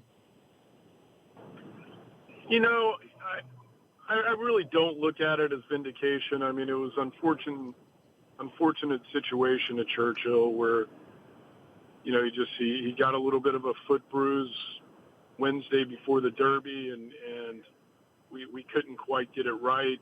And I think maybe it's a little misunderstood what kind of went down the morning of the Derby when he was scratched. And, we specifically Mike Rapoli and I, we weren't arguing with the vets about whether or not he was going to be scratched or not. But what we were seeing was steady improvement from the foot bruise. He was getting better each day, and the veterinarians agreed that he was getting better each day. What Mike was asking them for was if they would give us another 4 or 5 hours to continue working on the foot, tubbing the foot, and seeing if it would continue to get better, because it had definitely improved between Wednesday and Saturday. But because of the early post time and everything, they said they could not afford us, another 4 or 5 hours, which I understand with all the wagering being open and everything, how that works. But, our argument was not with them to let the horse run. It was to give us more time and evaluate how he was. And I think, it was a situation where if we ended up having another day or two, we might have been okay, but we didn't. So, it's not really about vindication. It's just about having the horse perform to his capabilities. And, it was frustrating to see Mage win, not because I wasn't happy for the Delgados and that whole team. I was very happy for them. And Javier, it was just frustrating that, we had beaten him in his 2 previous starts and we didn't get the opportunity to give it a try. So thankfully he's recovered well. He's had 3 good breezes leading into this, and we still feel like he's a top colt, and he would be a deserving winner of a classic. You and I talked before the Tampa Bay Derby about Tapit Trice, and you told me at that time that you felt he was going to be best suited for the 1.5 mile Belmont Stakes. Well, here he is. I'm assuming you still feel that way. I mean, we've always felt that way. He's a tremendous moving horse. He's got a big long stride. He's a big galloping horse. Seems to really have taken to the main track at Belmont. I think he appreciates the wide sweeping turns. Top and bottom of his pedigree says 1.5 miles. He's going to be very well suited for. My only concern would be that he has a tendency not to get out of the gate real quickly, and there can be a little bit of a misconception that the Belmont, being a longer race, would favor horses coming from off. where a lot of times that's not the case, especially if it's so. That's really my only concern with him would be if he didn't put himself into contention. But I think if he can find himself into a position where he's able to get into a good rhythm, then I think he's going to relish the distance. Todd, trainer James Rowe has the record with 8 Belmont Stakes victories. He did that in the late 1800s to the early 1900s. If you can pull it off Saturday afternoon, you're going to have 5. What do you think? Do you catch James Rowe eventually? I tell you, it's in this game, it's year to year, and we've been blessed for whatever reason. The Belmont, has been a race that we've had results in. We're fortunate to have won 4. At the same time, I think we've taken a couple of our toughest beats in the race as well. And I can't remember for sure, but I think we're up to like 8 or 9 seconds if you include Ness finishing second to Mo Donegal last year, and Commissioner getting nailed by Tonalist the last jump, and very similar with Destin, getting nailed the last jump. Stay Thirsty was a good second. Dunkirk was a good second, and he's the broodmare sire of Tapit Trice, and even in the sort of the COVID mile, which was 1 1/8 miles, and Dr. Post was second to Tis the Law. So it's been a great race for us, and at the same time we've had some tough beats in it too. What is it with you Hall of Fame trainers? I remember asking Bob Baffert a couple of years ago, a few years back, about his Kentucky Derby wins, and he said, "Yeah, but you know how many times we were right there, we were second, we should have won."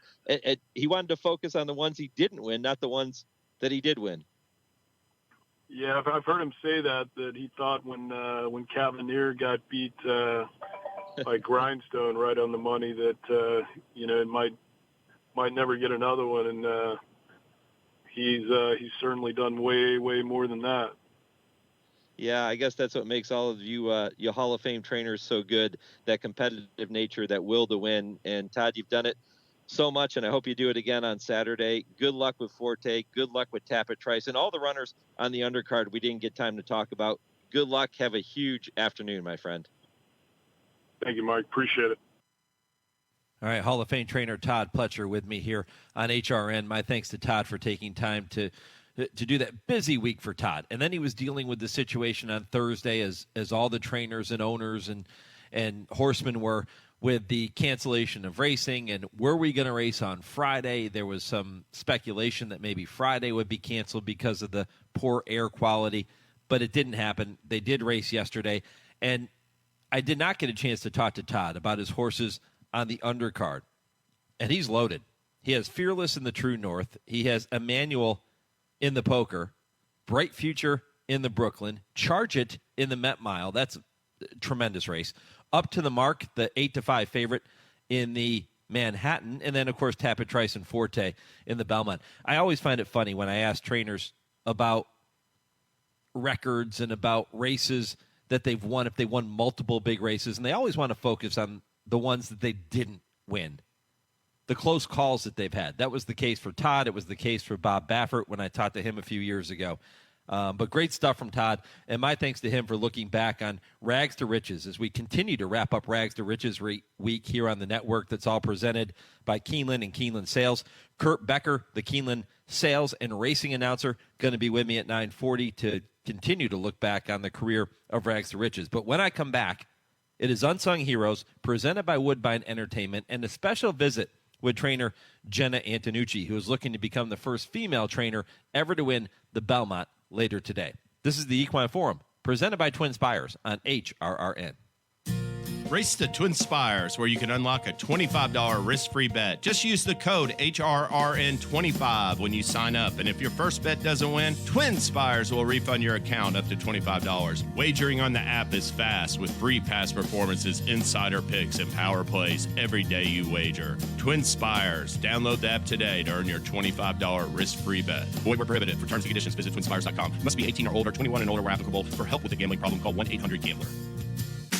Racing fans, just 2 weekends remain in our current Hollywood meet at Santa Anita, so come join the fun before closing day, June 18th. Come early on Saturday, Belmont Stakes Day, as admission gates will open at 8 a.m. for a tremendous undercard that'll include the Grade 1 Met Mile from Belmont Park. First, live race post time for a 10-race card at Santa Anita is at 1 o'clock. And be sure to make plans to be with us for the 40th Annual Breeders' Cup World Championships here at Santa Anita on November 3rd and 4th. Visit breederscup.com and make your reservations now. Our main event this Saturday is the Grade 2 Santa Margarita for fillies and mares at 1 1/8, and our supporting feature at 1 1/8 on turf is the Grade 3 Honeymoon for 3-year-old fillies. Fans, with the NBA Finals upon us, you can take a shot at a $10,000 prize pool in our Santa Anita Pick'em contest, which mixes popular sports props each weekend, and $500 goes to the top winner each day. Santa Anita, it's the great race place.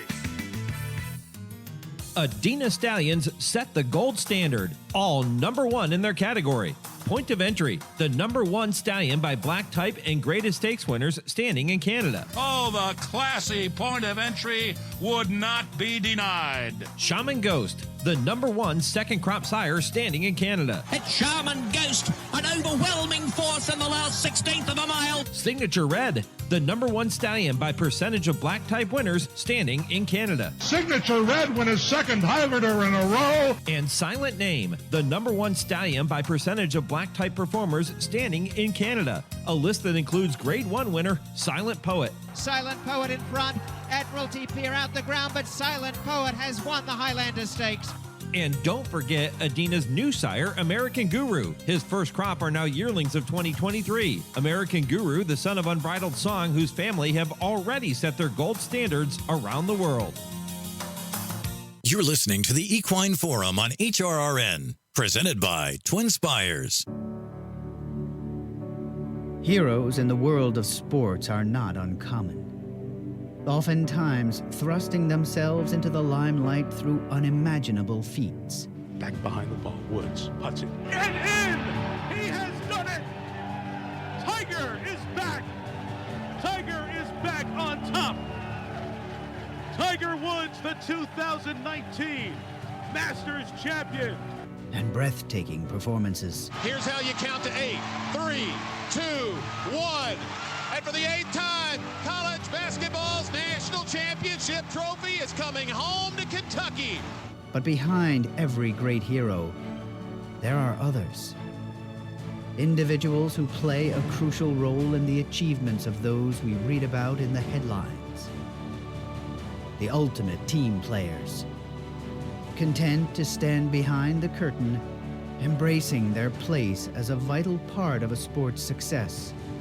In horse racing, these are the unsung heroes.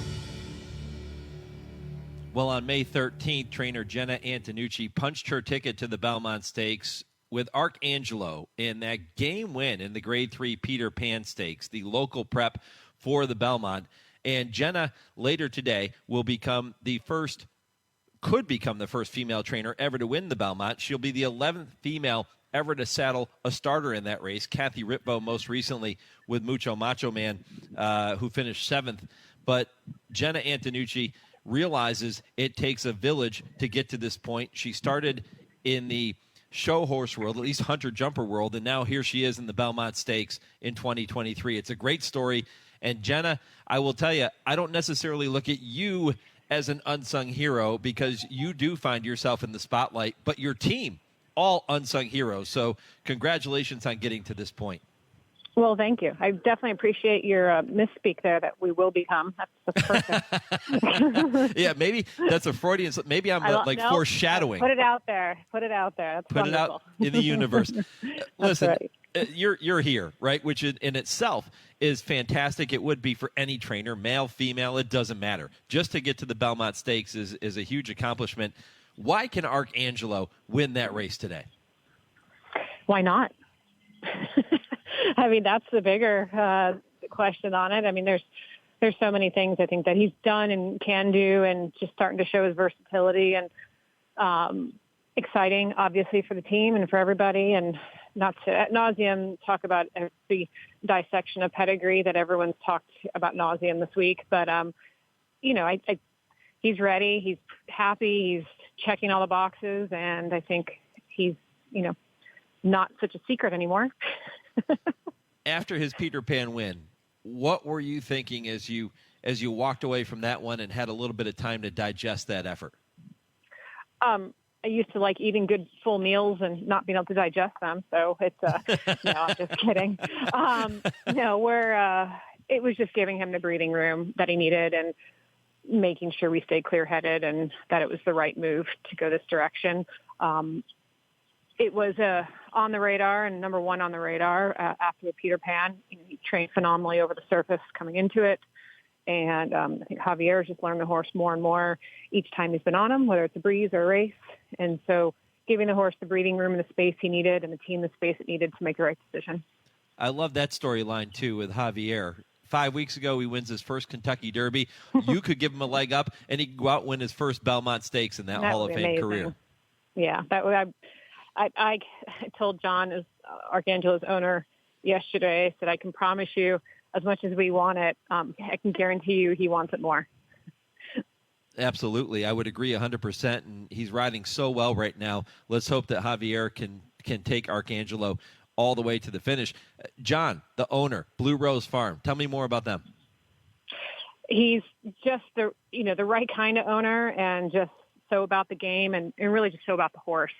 Any horse in his ownership, and whether it's a mare or a foal or a racehorse, just extremely horse forward as well, and whatever time they need, and that's so hard to find. And obviously, John's birthday's coming up; he'll be 40, and to find that in a young owner that has this much passion and that much patience is just an absolute gift.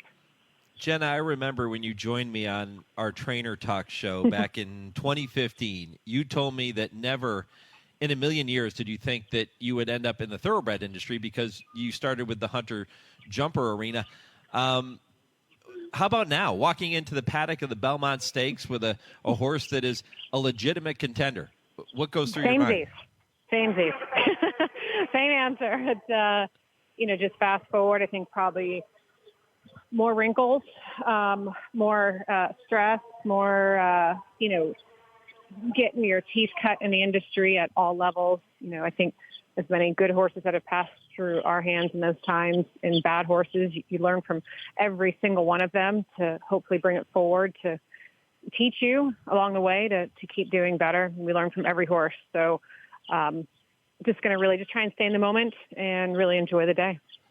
You were quoted in Blood Horse this week when asked about becoming potentially the first female trainer ever to win the Belmont. You said, considering that I'm not going to be out there running and I'm not going to be the one out there riding, I'm just the benefactor of hopefully all the stars aligning. And I thought that was a really interesting quote, but you are the head coach. You have something to do with this, a big part of it. So you have to take some credit if you can pull it off. There's the ultimate insurer rule that we get to live by in this industry. And so, yes, I don't ignore and not understand everything that my responsibilities fall under. But if we don't have the full team, I'm not able to be in the front. And so I'm very much a from behind person as far as put the team out in front, put the horses out in front and make sure everything's happening. We're checking all the boxes and we're doing everything we're supposed to be doing. But it's not being coy or cliche or anything, but without Giovanni, his groom, and Fiona, my assistant, and Katie, my business partner, and this entire team that is here today, it doesn't happen. And so it's not just the unsung heroes. It's the backbone of what I do, what we do, what every trainer does in the backside. And just so blessed to have such a positive team with great energy, great vibe. You know, Robert's been getting drug around by him all week, all month, you know, prepping for this, and just feel like I'm surrounded by a bunch of people that are so deserved of this opportunity. Talking about exercise rider Robert Malary, who is the husband of your assistant trainer, Fiona Goodwin. You mentioned the groom, and I'm going to hope I pronounce his name correctly. Jovian Flores, am I right? Giovanni Flores. Giovanni. You got it. Okay, Yep, Giovanni well Flores. Yeah. Tell me more about those three individuals and how they have helped you get to this point. Giovanni's been with me for quite some time, which is, we're very blessed that way. So when he initially started with me, he was a hot walker, and he has grown and become one of our better grooms. He's so chill and quiet, and nothing rattles him. And the horses just get such a good vibe off of it. And I love that. And just a happy guy. So amazing that he gets this opportunity, and thrilled for him. His mom used to be a forewoman for me when we were in New York full time. And so she'll be along for the journey today too, as a sidekick. And Fiona, we've been together for, my goodness, we hate saying how many years now, because it means we're aging, but, you know, just a backbone of what we do and who we are, and just a great, strong Irish personality and a phenomenal horsewoman. And then Robert, obviously, her husband, just a ton of riding experience, and they've been doing this a long time too. So thrilled for them that they are having this opportunity to have, you know, a big horse and be on the ride. Yeah, Jena, they are true unsung heroes, and I really, really hope that you and your team have the chance to celebrate after the Belmont. It's a celebration. You've already made it there. Let's go out and win it this afternoon. Let's do it. I appreciate you taking the time, Jena. All the best and good luck. Thank you. We appreciate it. All right, Jena Antonucci here on the Horse Racing Radio Network. Arcangelo looking to make her the first female trainer ever to win the Belmont Stakes. We'll see if she can pull it off shortly after 7 o'clock Eastern. I'm back right after this word from Woodbine. The thrill of world-class racing is just beginning at Toronto's Woodbine Racetrack. Kick off the weekend's action now with racing each Friday, Saturday, and Sunday, beginning at 1:05 p.m. Eastern, with Thursday twilight racing being added on May 25th. With more than $64 million in purses this season, you'll enjoy world-class racing and training facilities with the top turf racing in North America over the prestigious EP Taylor Turf Course. You won't want to miss racing at Woodbine. For wagering updates, handicapping tips, racing news, and more, visit woodbine.com. If you know someone you feel deserves to be recognized as an unsung hero in those segments, send their story to me, Mike at horseracingradio.net. I will do my best to recognize them in the weeks ahead. So many unsung heroes in the sport of thoroughbred racing, including those three that Jena just outlined as part of her team. Coming up next, Kurt Becker joins me. We continue Rags to Riches Week here on the Horse Racing Radio Network, all presented by Keeneland. We'll do that next. This is the Equine Forum, presented by TwinSpires on HRRN. Race to TwinSpires, where you can unlock a $25 risk-free bet. Just use the code HRRN25 when you sign up. And if your first bet doesn't win, TwinSpires will refund your account up to $25. Wagering on the app is fast with free past performances, insider picks, and power plays every day you wager. TwinSpires. Download the app today to earn your $25 risk-free bet. Void where prohibited. For terms and conditions, visit TwinSpires.com. Must be 18 or older, 21 and older where applicable. For help with a gambling problem, call 1-800-GAMBLER.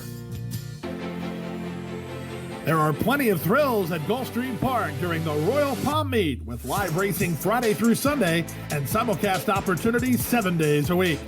Come out and enjoy the Summit of Speed, the Florida Sire Stakes Series, and a whole lot more. Watch the action from our Trackside Carousel Club, our Feast in 10 Palms restaurant with an elevated view of the track. For stake schedules, reservations, tickets, and more, head to GulfstreamPark.com. The Run Happies are running, the Run Happies are selling, the Run Happies are winning. Eclipse champion Run Happy is joining a new dimension with winners on turf, dirt, and all weather. A record-breaking sprint champion, Run Happy is also showing winners at all distances, from 7 furlongs to 1.25 miles. A sire whose runners can carry his speed over all distances and all surfaces.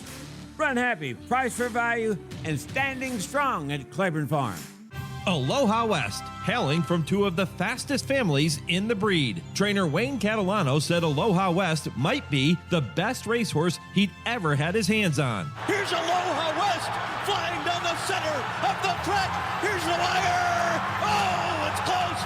Aloha West may have run down Dr. Shevel in the end. Aloha West, standing at Mill Ridge, raising and selling racehorses with 36 Grade 1 winners since 2000. You're listening to the Equine Forum on HRRN, presented by TwinSpires. Hip number 423, consigned by Lane's End agent, Chestnut Filly by A.P. Indy, out of Better Than Honor by Deputy Minister. By A.P. Indy, sire of the recent Grade 1 winning filly Sweet Symphony, and this from a graded stakes winning dam who earned $250,000. The next dam won the Kentucky Oaks. At a million, hey, 50, hey, we could drop back then, billion, 9, 2, we could 2 million, at 9, hey, we could up 2, we could 2 million, hey, we could 2, we could 1 dip, at a million, 9 bid, we could 2, we could 2, we could $2 million, we could 1 dip, at a million, 9, 2, we could 2 million, hey, we could 2, we could 2, we could, well, say, Bo, I have a million, 9 in the back, want to bid 2 million, man, at a million, 9, get 2, hey, we could, thank you, man, at a million, 9, hey, we could, all done, hey, we could 2, anyone else, million, 9, 2 million, here we go, million, 9, 2 million, get it back, 1,900,000. Thank you. That's the way it sounded at the 2005 Keeneland September yearling sale when the daughter of A.P. Indy, Rags to Riches, stepped into the ring. Kurt Becker was the announcer. Scott Caldwell, the auctioneer. The winning bid, $1.9 million. Sold to Demi O'Byrne from the Lane's End consignment. And what a career Rags to Riches would go on to have. An earner of more than $1.3 million. She won 5 of 7 races, 4 Grade 1s, and you heard her trainer Todd Pletcher earlier in the second hour of the program saying she absolutely should be in the Hall of Fame, and I do agree, and I'm sure Kurt Becker may echo those same sentiments, but no doubt he's had a great time thinking back on that moment, and Kurt, really appreciate you taking some time here today to remember Rags to Riches. No, it's good to be on with you, Mike, and what a great weekend to look back on that filly's career. With that Belmont win, and she pulled off something that we hadn't seen in over 100 years, a filly winning the Belmont Stakes. So, and absolutely, I'm going to get on record right now, she absolutely should be in the Hall of Fame. How vividly, I guess, do you recall? You see so many horses as the announcer at the sales, but how vividly do you recall that moment when Rags to Riches came into the ring?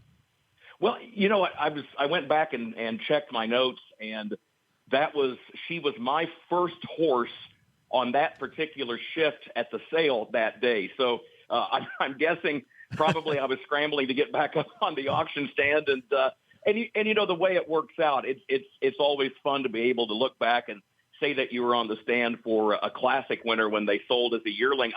I have to admit, with that being the case, you know, the September sale, and with her in particular, selling for $1.9 million, she obviously had the pedigree. I'm sure she looked the part. I have no doubt that when we spoke to the folks at Lane's End that morning that they were very high on her and expected her to sell well. But I have to confess, you know, November with the breeding stock sale, you get those fillies that already are Grade 1 winners coming off the track, so they are a known quantity. But that's the thing about the September sale is at the time those yearlings go through the ring, you really don't know what's going to become of them. And in her case, she went all the way to the top. Yeah, we don't know she's going to turn out to be Rags to Riches. We just know that she's a yearling filly by A.P. Indy, and she leaves the ring. But then when she comes back, we look at her as being, okay, a potential future Hall of Famer with that stellar career and those 4 Grade 1 wins.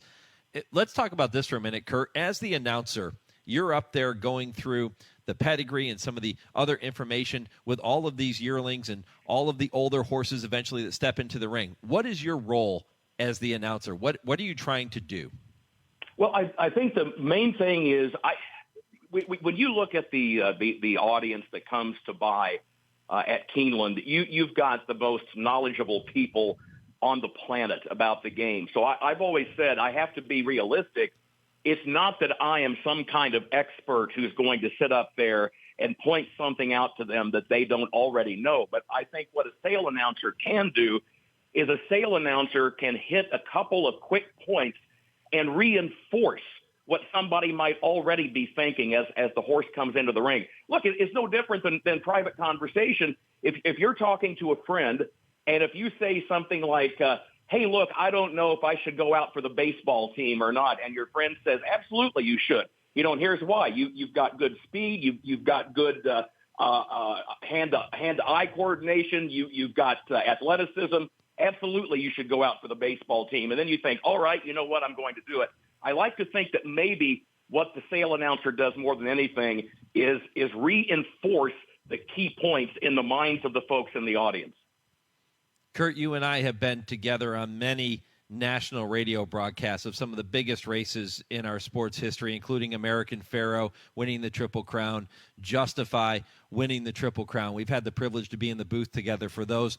But Rags to Riches in 2007 represented our very first national radio broadcast here on the network. That Belmont Stakes, I remember being set up under a pop-up canopy next to the paddock, and we got a chance to see her and all the contenders. And then I remember just the roar from the crowd as she and Keeneland were duking it out. It was reminiscent of what we experienced with Rachel Alexandra beating the boys at Saratoga. There are moments like that that I'm never going to forget. What do you recall about that Belmont Stakes and that battle with her and Keeneland? I remember being on the road working with my colleagues at the Motor Racing Network that weekend, and I was scrambling to get back to the hotel when we wrapped up at the Speedway because I wanted to be able to see the Belmont, and I got back to the room that day just in time to catch the race. Now, beyond that, a couple of things that I think just from an historical perspective, I don't know how much I specifically remember from that day about the race as it unfolded, but I can tell you this, as I look back, you touched on a key point. This was a race where she not only won the Belmont, she had to buckle down and beat one of the toughest horses of our era in Keeneland. And, you think about some of the great fillies we've seen over the years who were wonderfully accomplished. You think of Winning Colors. You think of Genuine Risk. You think of Silver Bullet Day. As good as they were and as much as they contributed to the sport, for one reason or another, they did not win the Belmont Stakes. So I think that puts into context how big this achievement was. And I had to go look this up last night. I don't know, Mike, if you remember this. Todd Pletcher and John Velasquez, that was their first, each of them, their first win ever in a Triple Crown race. I mean, this from every angle, what this filly did that day was significant and truly historical. Talking with Keeneland announcer Kurt Becker. He is the announcer for the sales. He is the announcer for their race meets, the only announcer in the history of Keeneland Racing, which I know, Kurt, you're very proud of that, and you should be. And that Keeneland September sale this year, I'm sure, is going to be gangbusters, as it always is. Who knows? The next Rags to Riches could be getting ready to walk into the ring this year, too. That's the fun about the September sale. I have folks sometimes that will come up to me and they will say, well, wow, you guys sell for 12 or 13 days. Boy, I bet by the end of that second week, you're ready to get out of there and go home.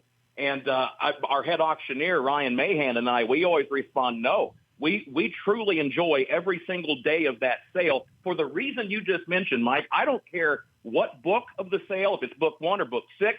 I don't care if it's opening day of the sale or closing day of the sale. There have been so many classic winners and other grade 1 winners and just iron tough stakes horses that have come out of that sale over the years.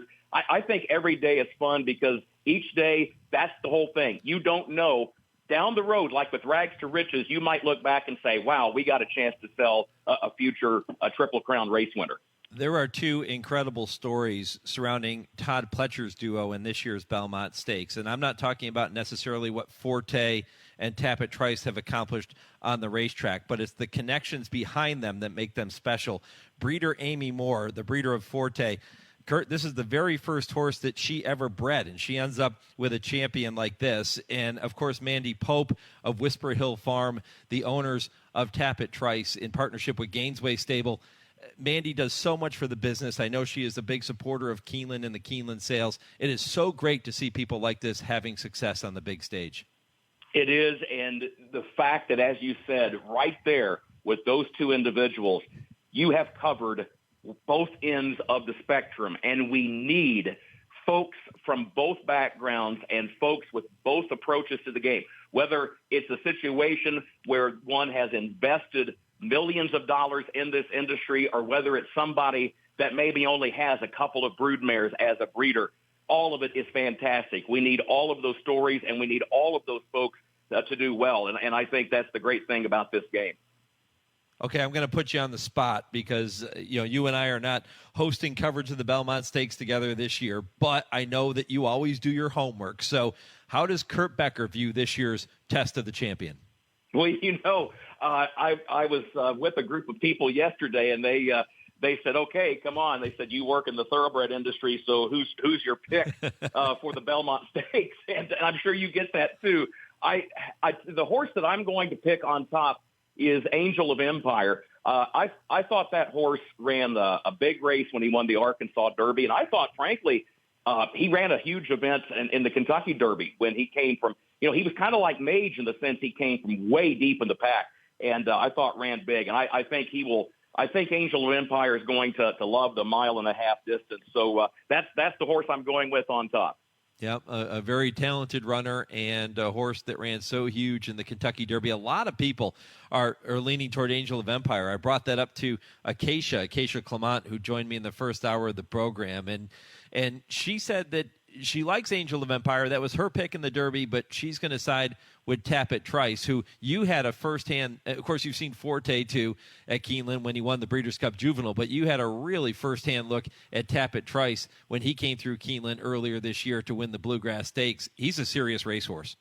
He is, and he's a dangerous horse today because he's another one that I think will love the stretch out to 1.5 miles. He seems like the kind of horse that can run all day. And if you go back to when he won the Toyota Bluegrass at Keeneland back the first week of April, he had to show some fight that day. He had a stretch-long battle with Verifying, and they traded punches all the way down the lane. So, I mean, if Tappet tries, I don't think it's a case where he has to just try to run past the whole field. I think he's a horse that if they come off that final turn today and if he has to go eyeball to eyeball with somebody, he might be the best prepared horse in the whole lineup for that kind of a situation. The likely favorite in the Grade 1 Met Mile on the undercard is the popular Cody's Wish, who won the Breeders' Cup Dirt Mile at Keeneland last year.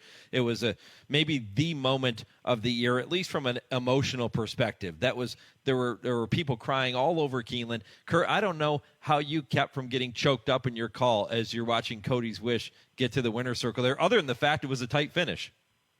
Well, and that's probably a thing because it was a tight finish and it was the short stretch in the Breeders' Cup at Keeneland, and I'm always so worried. I don't want to lose my train of thought and call the wrong finish line. But having said that, I was home on Derby weekend and I sat down in front of the TV and I caught his performance at Churchill Downs. And I'm one of these people. I say, okay, look, I work in the industry. I'm not going to get, too drawn into emotional aspect. Oh, my goodness. I found myself sitting there and just getting drawn in again and again into that whole storyline. And then my mother at age 80, she calls me up and she says, oh, son, this Cody's Wish, isn't that an amazing story? And I thought it's so neat. It was neat to kind of get my mom's perspective. This is a story that has resonated well beyond the industry itself. Absolutely, and we wish Cody's Wish all the best later today. All the contenders that are going to be competing at Belmont Park. Safe trip to all the horses, and for all the connections, we wish everybody the best of luck. And Kurt, I can't thank you enough for spending some time here. It was great to look back on Rags to Riches. All the best. I'll look forward to seeing you at the Keeneland September sale, and then, of course, on to the sales season throughout the rest of the year. But really appreciate the visit this morning, my friend. Enjoy the Belmont Stakes.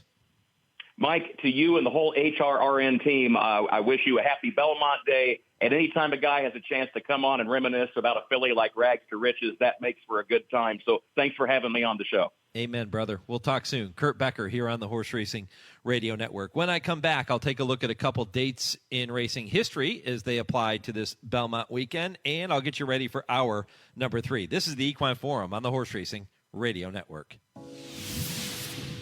Hey everyone, it's the Baron with this week's North of the Border Report presented by Woodbine Entertainment. Kevin Attard trainees Courtly Rowe and Fashionably Fab will chase the top prize in today's $125,000 Fury Stakes at Woodbine.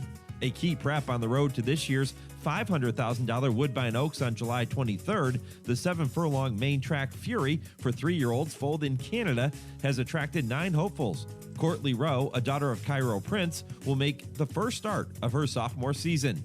Bred by Samson Farm, the Gray Filly went 1-0-1 from 4 starts in 2022. She broke her maiden in her second outing, a half-length score at 7 furlongs on the E.P. Taylor turf course.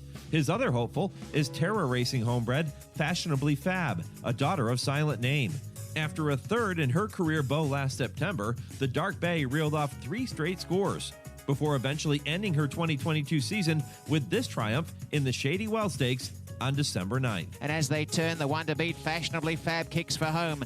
Me and My Shadow is still there, a chance, has never looked a winner, but is a danger now as they come down the lane. Fashionably Fab a length to Me and My Shadow on the outside, and then came Witch Hazel, Fashionably Fab in front.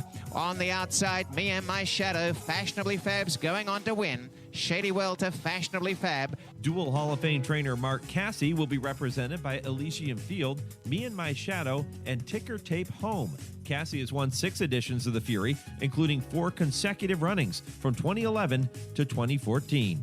The Fury is slated as race 9 of 10 this afternoon with a first post of 1:10 p.m. And that's your North of the Border report for this Saturday morning. For more updates and racing information, visit Woodbine.com or follow along on both Twitter and Instagram at WoodbineTV. Hi, Tony. Hey, Matthew. There's a reason why Tony's Steaks and Seafood is my favorite restaurant. It's because I want to feel part of the family. Isn't that right, Tony? That's right. There's a saying on the wall that I truly believe in. There's always room for one more at our table. We just want you to be part of our family. And believe me, you will be. It's Tony's Steaks and Seafood right across from Triangle Park. Visit them at TonySteaksandSeafood.com. You're listening to the Equine Forum on HRRN, presented by TwinSpires.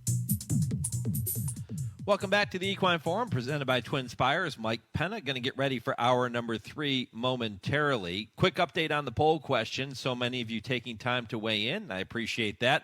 Who is your pick to win today's Belmont Stakes? 35% of you saying it is Angel of Empire who is going to win that race this afternoon, post time just after 7 Eastern.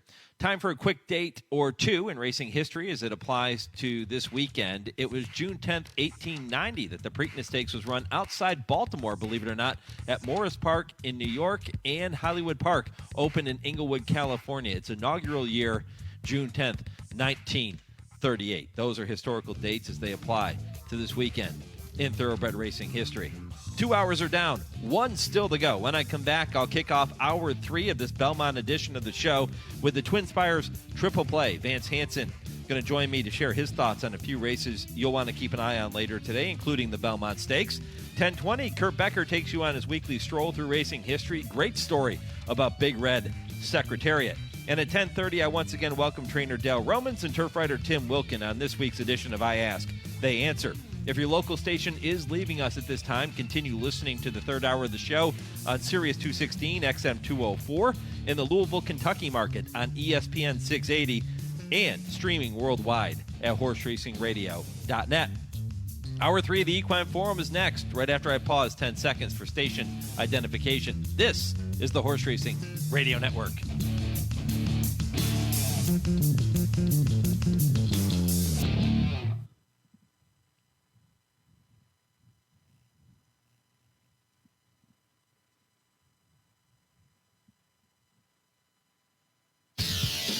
From the rail to your radio, this is the Horse Racing Radio Network.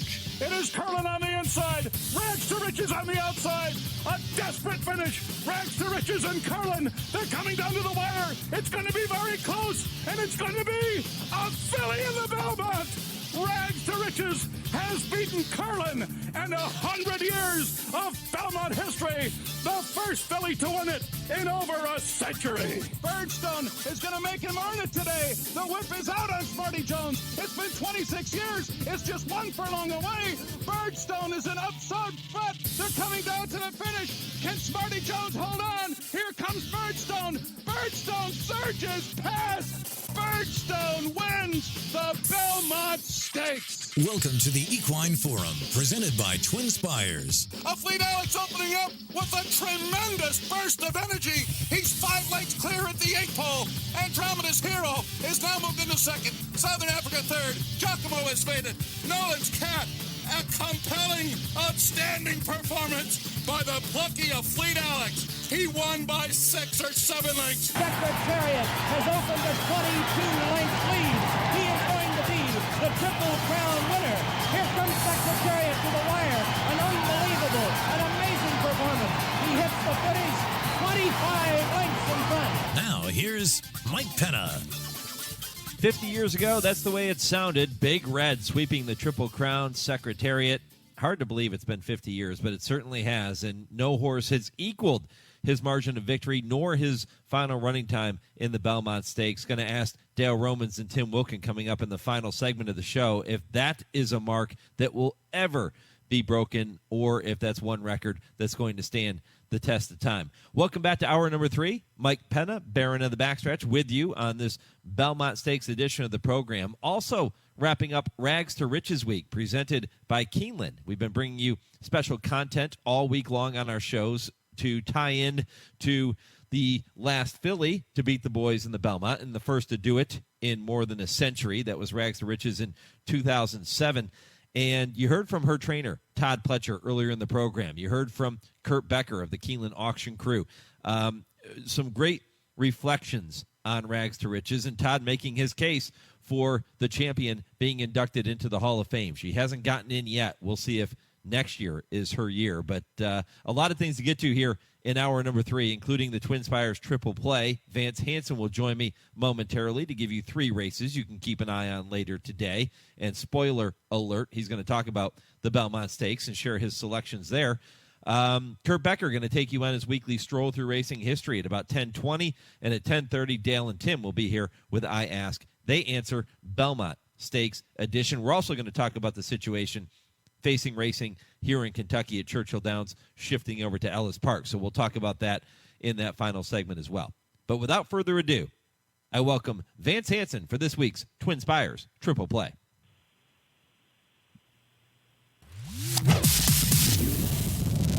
There it is, Vance. We can't kick off the show without the little sweeper there, right?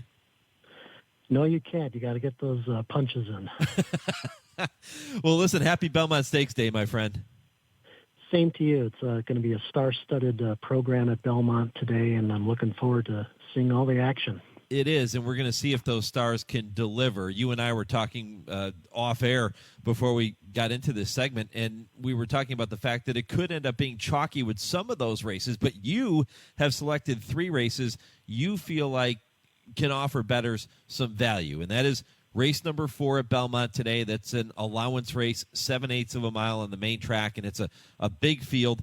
We'll look for value there. Race number 8 is the Grade 1 Woody Stevens, and race number 12, the Belmont Stakes. So let's begin with that 4th race. How'd you see that one, my friend? Well, I'm going to go a little deep here, and number 2, Shipsational, 15-1 in the morning line.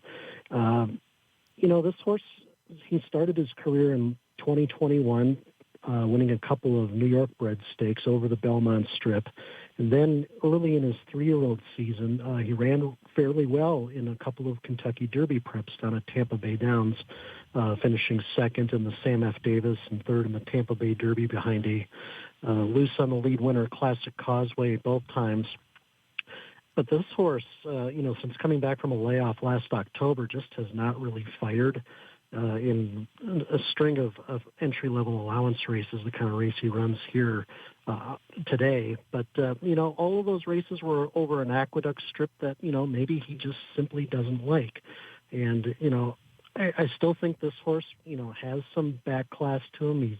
He's got some talent, perhaps somewhere still in the recesses of him. And, maybe the switch from Aqueduct to the Belmont surface that he, is stabled at and regularly trains over, maybe might spark more interest in Shipsational today. And, at 15-1, I'm willing to, take a stab and find out whether that will be the case or not. Yeah, I like that angle, Vance, going a little further back in the past performances and looking at a horse that could be the horse for the course in this race because, as you alluded to, he's a perfect 2 for 2 at Belmont Park, and you get rewarded for the risk with that 15-1 morning line.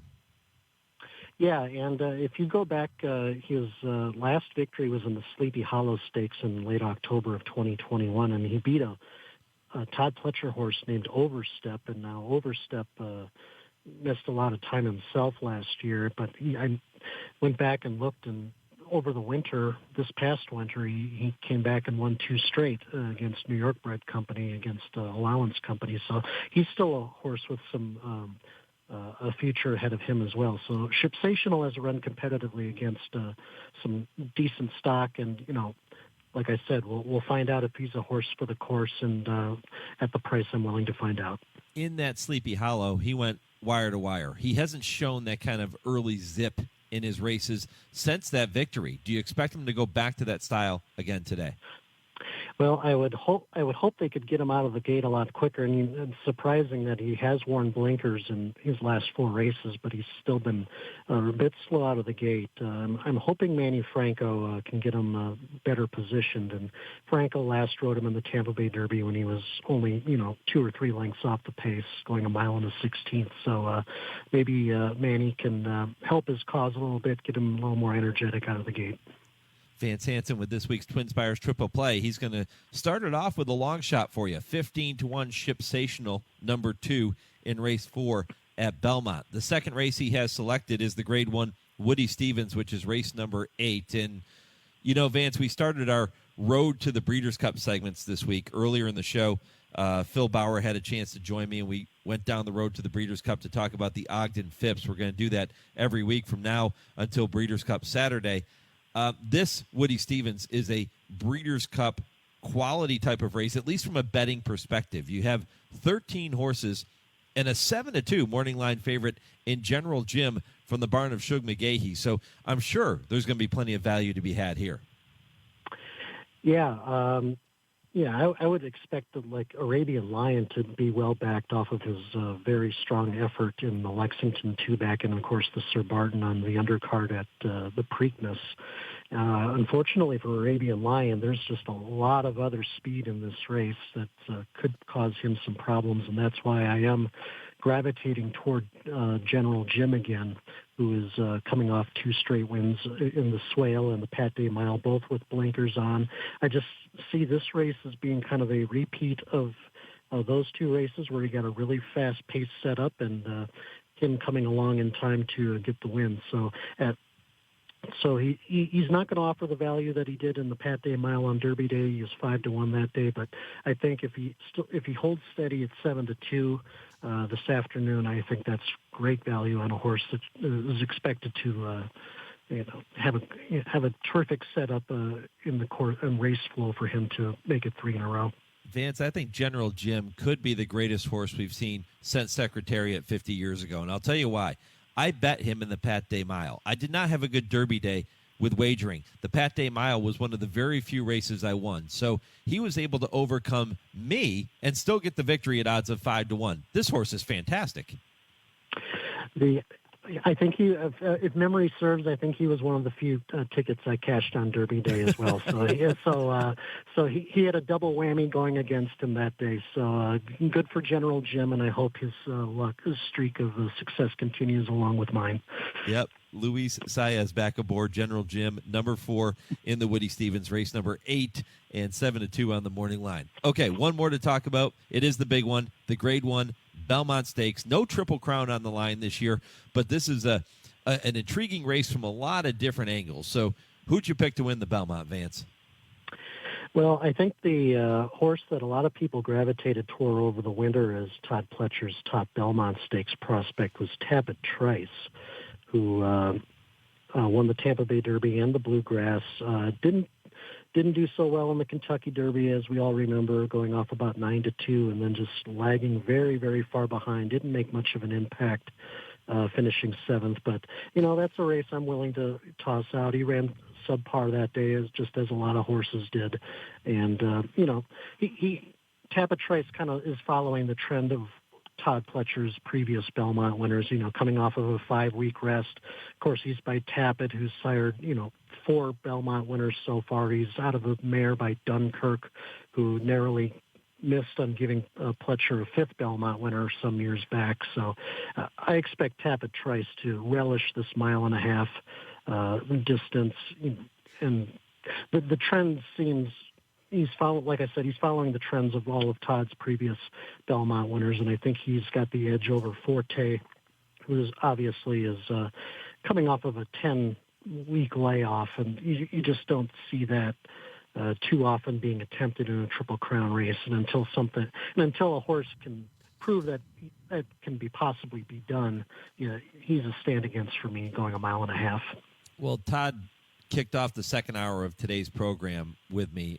He took time to record an interview, and he talked about Rags to Riches as we wrap up Rags to Riches week here on the network. But he also talked about Tappet Trice and the fact that when he visited with me, Vance, on this very same program before the Tampa Bay Derby and that impressive victory, he said Tappet Trice, even though he could win the Tampa Bay Derby, looked more like his Belmont horse, and he always thought from the beginning that he was going to be a Belmont horse. So I'm with you. I think that put your faith in Todd Pletcher. He knows what he's looking at. He's looking for a 5th Belmont win. I think Tappet Trice gives it to him later today.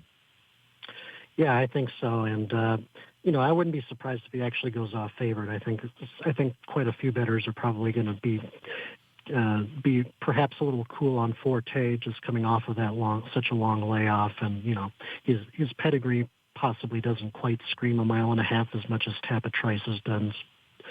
But, 5-2, 3-1, I'll take Tappet Trice here. Tappet Trice will not get a rematch with the Derby winner, Mage, as he is not in the Belmont, but he will get a shot at National Treasure, who skipped the Kentucky Derby. Do you give any chance to the Preakness winner, National Treasure, in here? From a pace standpoint, he's the horse to catch, and it's all going to depend on how relaxed and what kind of a tempo Johnny Velasquez can get the colt in. And with that kind of a pace advantage, it's not impossible for him to take these guys a very long way. I'm just kind of betting against it. I think the Preakness this year was probably one of the slower Preaknesses on figures, probably in 30 years. So it was a tactical win by National Treasure, and because it was more or less a tactical win, I wasn't impressed with it as much as some of the Preaknesses we've seen recently.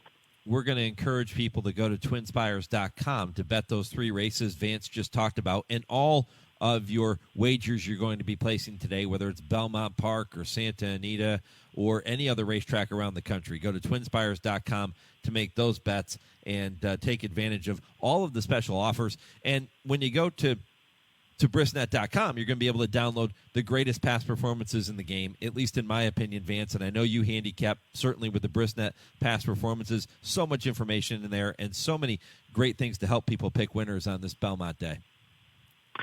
Absolutely. The Brisnet past performances are all available there for Belmont and all the other tracks. And also I'd like to mention at TwinSpires, our Belmont Stakes bet back promotion. Get up to $10 back on your first single win wager in all eligible races on Saturday. And if they run second or third, you'll get a $10 refund. Okay, let's walk back through and recap Vance's 3 selections in this week's TwinSpires Triple Play. Race 4 at Belmont, he'll take the long shot. Number 2, Shipsational, looking to revert back to his Belmont-loving form, 15-1 on Shipsational. Race number 8, the Grade 1 Woody Stevens. He'll go with number 4, General Jim at 7-2. And in the Belmont, he'll go with number 2, Tappet Trice, 3-1 on the morning line. One of a couple in there for trainer Todd Pletcher, looking for a 5th win in the Belmont Stakes. Vance, appreciate the visit, my friend. Good luck at the windows, and we'll talk again soon. Thanks, Mike. Awesome to talk to you as always. All right, Vance Hanson. Go to TwinSpires.com to bet those races and all your wagers here on this Belmont Saturday afternoon. Coming up next, Kurt Becker takes you on his weekly Stroll Through Racing History. You won't want to miss that story. And you won't want to miss I Ask, They Answer. Dale and Tim will be with me at 10:30 Eastern to talk about some of the hottest topics in the game today. This is the Equine Forum, presented by TwinSpires on HRRN. Race the TwinSpires, where you can unlock a $25 risk-free bet. Just use the code HRRN25 when you sign up. And if your first bet doesn't win, TwinSpires will refund your account up to $25. Wagering on the app is fast with free past performances, insider picks, and power plays every day you wager. TwinSpires. Download the app today to earn your $25 risk-free bet. Void where prohibited. For terms and conditions, visit TwinSpires.com. Must be 18 or older, 21 and older where applicable. For help with a gambling problem, call 1-800-GAMBLER. Airdrie Stud is proud to announce the arrival of Grade 1 winning millionaire Happy Saver for the 2023 season. Happy Saver boasts one of the most important female families of the century, as his third dam is Broodmare of the Year Weekend Surprise, dam of the legendary AP Indy. Undefeated in his first 5 starts, Happy Saver capped off his perfect 4-for-4 season with an emphatic victory in the historic Grade 1 Jockey Club Gold Cup. And Happy Saver stays undefeated. He steps up and he wins the Grade 1 Jockey Club Gold Cup. Airdrie Studs, Happy Saver. Think about it. This healthy horse tip is brought to you by Kessmark. Ice or cold therapy is no stranger to any serious human athlete before, during, and after training or competition. Using a cold saltwater spa with sea and Epsom salt can help to reduce inflammation and increases circulation, which helps acute and chronic micro-injuries to resolve with regular use. This treatment also aids in keeping horses sound and healthy. Horses love the cold water spa. If a horse has a serious injury, cold therapy won't diminish that injury, but it will help with inflammation and better healing. For more healthy horse tips, visit Kessmark.com or follow them on Twitter at Kessmark_equine. That's KESMARC_equine. Keeneland Sales proudly presents Rags to Riches Week on HRRN. 22 Keeneland Sales graduates have won the Belmont Stakes, with 11 since 2006, including undefeated Triple Crown winner Justify.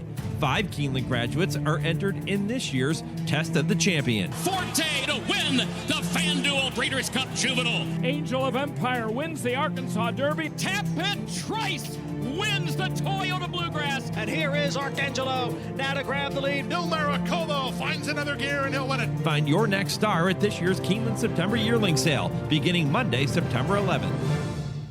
You're listening to the Equine Forum on HRRN, presented by TwinSpires. Hello, I'm Kurt Becker. Thanks for joining me as I take another stroll through racing history presented by Keeneland. It was June 9th, 1973, when Secretariat won the 105th running of the Belmont Stakes by 31 lengths and became horse racing's 9th Triple Crown winner. It has been called one of the most dominating performances in sports history. A Virginia-bred by 1957 Horse of the Year Bold Ruler, Secretariat was a homebred raced by the Meadow Stable of Penny Chinnery. Quebec native Lucien Lauren was the trainer, while fellow Canadian Ron Turcotte of New Brunswick was the jockey, wearing the Meadow Stable's blue and white block pattern silks. The groom was Eddie Sweat of Holly Hills, South Carolina. The horse's exercise riders were George Charlie Davis, also of Holly Hills, and Jimmy Gaffney of Columbus, Ohio. With the Kentucky Derby and Preakness Stakes already to his credit, and with a Horse of the Year title from his juvenile campaign the prior year, Secretariat stood in Barn 5, Stall 7 on Belmont morning when night watchman Clem Kenyon gave him a quart of oats to start his day. The time was 3:56 a.m. Assistant trainer Henry Hefner of Long Island and stable foreman Ted McLean of Paris, Kentucky arrived at 5:12 a.m., followed by Sweat at 5:40 and Lauren at 6:02. This is all known because a writer from Newsday stood nearby, recording each moment for posterity. Later that afternoon, Penny Chinnery took a seat in box A17 in the Belmont Park Grandstand. At 5:10 p.m. in the stable area, the announcement came that it was time for the horses in the 8th race, the Belmont Stakes, to head to the paddock. At 5:30, track announcer Dave Johnson, CBS Radio's Ray Haight, and Chick Anderson of CBS Television all picked up their binoculars to study the 5 horses which were about to contest the Belmont. At 5:38 Eastern Time, the race began, and by the time the horses reached the final turn, Anderson sounded nearly in disbelief as he described Secretariat's history-making run to the finish. Secretariat is widening now. He is moving like a tremendous machine. Secretariat by 12. Secretariat by 14 lengths lengths on the turn. Sham is dropping back. It looks like they'll catch him today as My Gallant and Twice a Prince are both coming up to him now. But Secretariat is all alone. He's out there almost a 16th of a mile away from the rest of the horses. Secretariat is in a position that seems impossible to catch. He's into the stretch. Secretariat leads his field by 18 lengths. And now Twice a Prince has taken second, and My Gallant has moved back to third. They're in the stretch. Secretariat has opened a 22-length lead. He is going to be the Triple Crown winner. Here comes Secretariat to the wire. An unbelievable, an amazing performance. He hits the finish 25 lengths in front. During the gallop out, Anderson called it an amazing, unbelievable performance by this miracle horse, adding, "This most magnificent animal has today run the most sensational Belmont Stakes in the history of this race." The final time, 2 minutes 24 seconds, had shattered the stakes and track record, as well as the North American record for a mile and a half on the dirt by better than 2 full seconds. Edwin Pope, writing in the Miami Herald, said, "When New Yorkers leap and cheer at anything, that is history in itself." The performance made madmen of normally sedate spectators. Frank Dolson of the Philadelphia Inquirer said, "The country needed a hero, and Secretariat was it. This was the noble beast that knocked Watergate off the covers of 2 national news magazines in 1 week. And now everyone knew Superhorse was for real." Writing in the Louisville Times, Mike Berry said that Secretariat had left hardened racetrackers speechless. He then added, "It was more than a horse race. This was an emotional experience, an exhibition of greatness." Gazing upon Secretariat in the winner's circle, Penny Chenery said, quote, "I love him, but at the same time, I am in awe of him. I am in awe of his size, his good looks, his power," end quote. But maybe Ron Turcotte said it best with just 4 words. He's the complete horse. We remember Secretariat, winner of the Belmont Stakes and the Triple Crown some 50 years ago. Please join me again next week when I take another stroll through racing history presented by Keeneland. For HRRN, I'm Kurt Becker.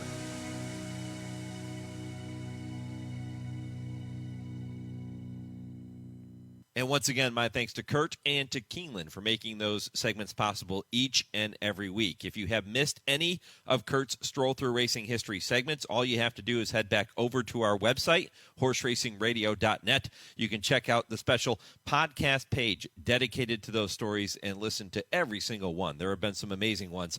Go back and listen at horseracingradio.net.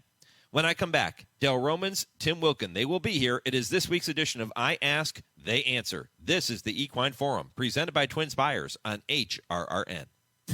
Race the TwinSpires, where you can unlock a $25 risk-free bet. Just use the code HRRN25 when you sign up. And if your first bet doesn't win, TwinSpires will refund your account up to $25. Wagering on the app is fast with free past performances, insider picks, and power plays every day you wager. TwinSpires. Download the app today to earn your $25 risk-free bet. Void where prohibited. For terms and conditions, visit TwinSpires.com. Must be 18 or older, 21 and older where applicable. For help with a gambling problem, call 1-800-GAMBLER.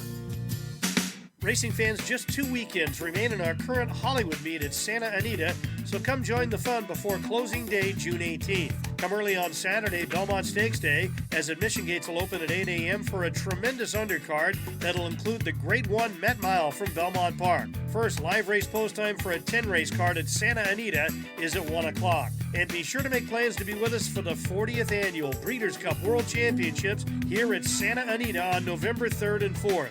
Visit breederscup.com and make your reservations now. Our main event this Saturday is the Grade 2 Santa Margarita for fillies and mares at a mile and 1/8, and our supporting feature at a mile and 1/8 on turf is the Grade 3 Honeymoon for 3-year-old fillies. Fans, with the NBA Finals upon us, you can take a shot at a $10,000 prize pool in our Santa Anita Pick'em contest, which mixes popular sports props each weekend, and $500 goes to the top winner each day. Santa Anita, it's the great race place. Race to TwinSpires, where you can unlock a $25 risk-free bet. Just use the code HRRN25 when you sign up. And if your first bet doesn't win, TwinSpires will refund your account up to $25. Wagering on the app is fast with free past performances, insider picks, and power plays every day you wager. TwinSpires. Download the app today to earn your $25 risk-free bet. Void where prohibited. For terms and conditions, visit TwinSpires.com. Must be 18 or older, 21 and older where applicable. For help with a gambling problem, call 1-800-GAMBLER. There are plenty of thrills at Gulfstream Park during the Royal Palm Meet with live racing Friday through Sunday and simulcast opportunities 7 days a week. Come out and enjoy the Summit of Speed, the Florida Sire Stakes Series, and a whole lot more. Watch the action from our Trackside Carousel Club, our Feast in 10 Ponds restaurant with an elevated view of the track. For stake schedules, reservations, tickets, and more, head to GulfstreamPark.com. It's time now to shine the spotlight on the Darley Taking the Reins Performer of the Week. This week, we're going to do things a little differently with the Darley Taking the Reins Performer of the Week. This week, we salute the Thoroughbred Industry Employee Awards sponsored by Godolphin. Each year, the Thoroughbred industry recognizes and awards cash prizes to those in our industry who work tirelessly behind the scenes to make our sport a success. Categories include dedication to racing, breeding, administration, community, and much more. If you know someone you feel deserves to be recognized at this year's Thoroughbred Industry Employee Awards in October, nominate them now. Beyond the 3 finalists, cash prizes now extend to 2 runners-up in each category, with the winners receiving a trip to Kentucky for the awards in October. Nominate today at TIEA.org. That's TIEA.org. This is I Ask, They Answer on the Equine Forum on HRRN. He's into the stretch. Secretariat leads his field by 18 lengths. And now Price of Prince has taken second, and My Gallant has moved down to third. They're in the stretch. Secretariat has opened a 22-length lead. He is going to be the Triple Crown winner.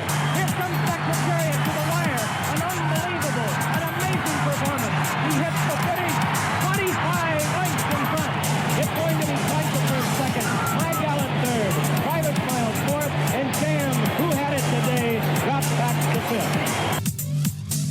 50 years ago, Big Red rolled to that 31-length win in the Test of the Champion. Will that record ever be broken? Plus, should racing consider loosening restrictions on therapeutic medications?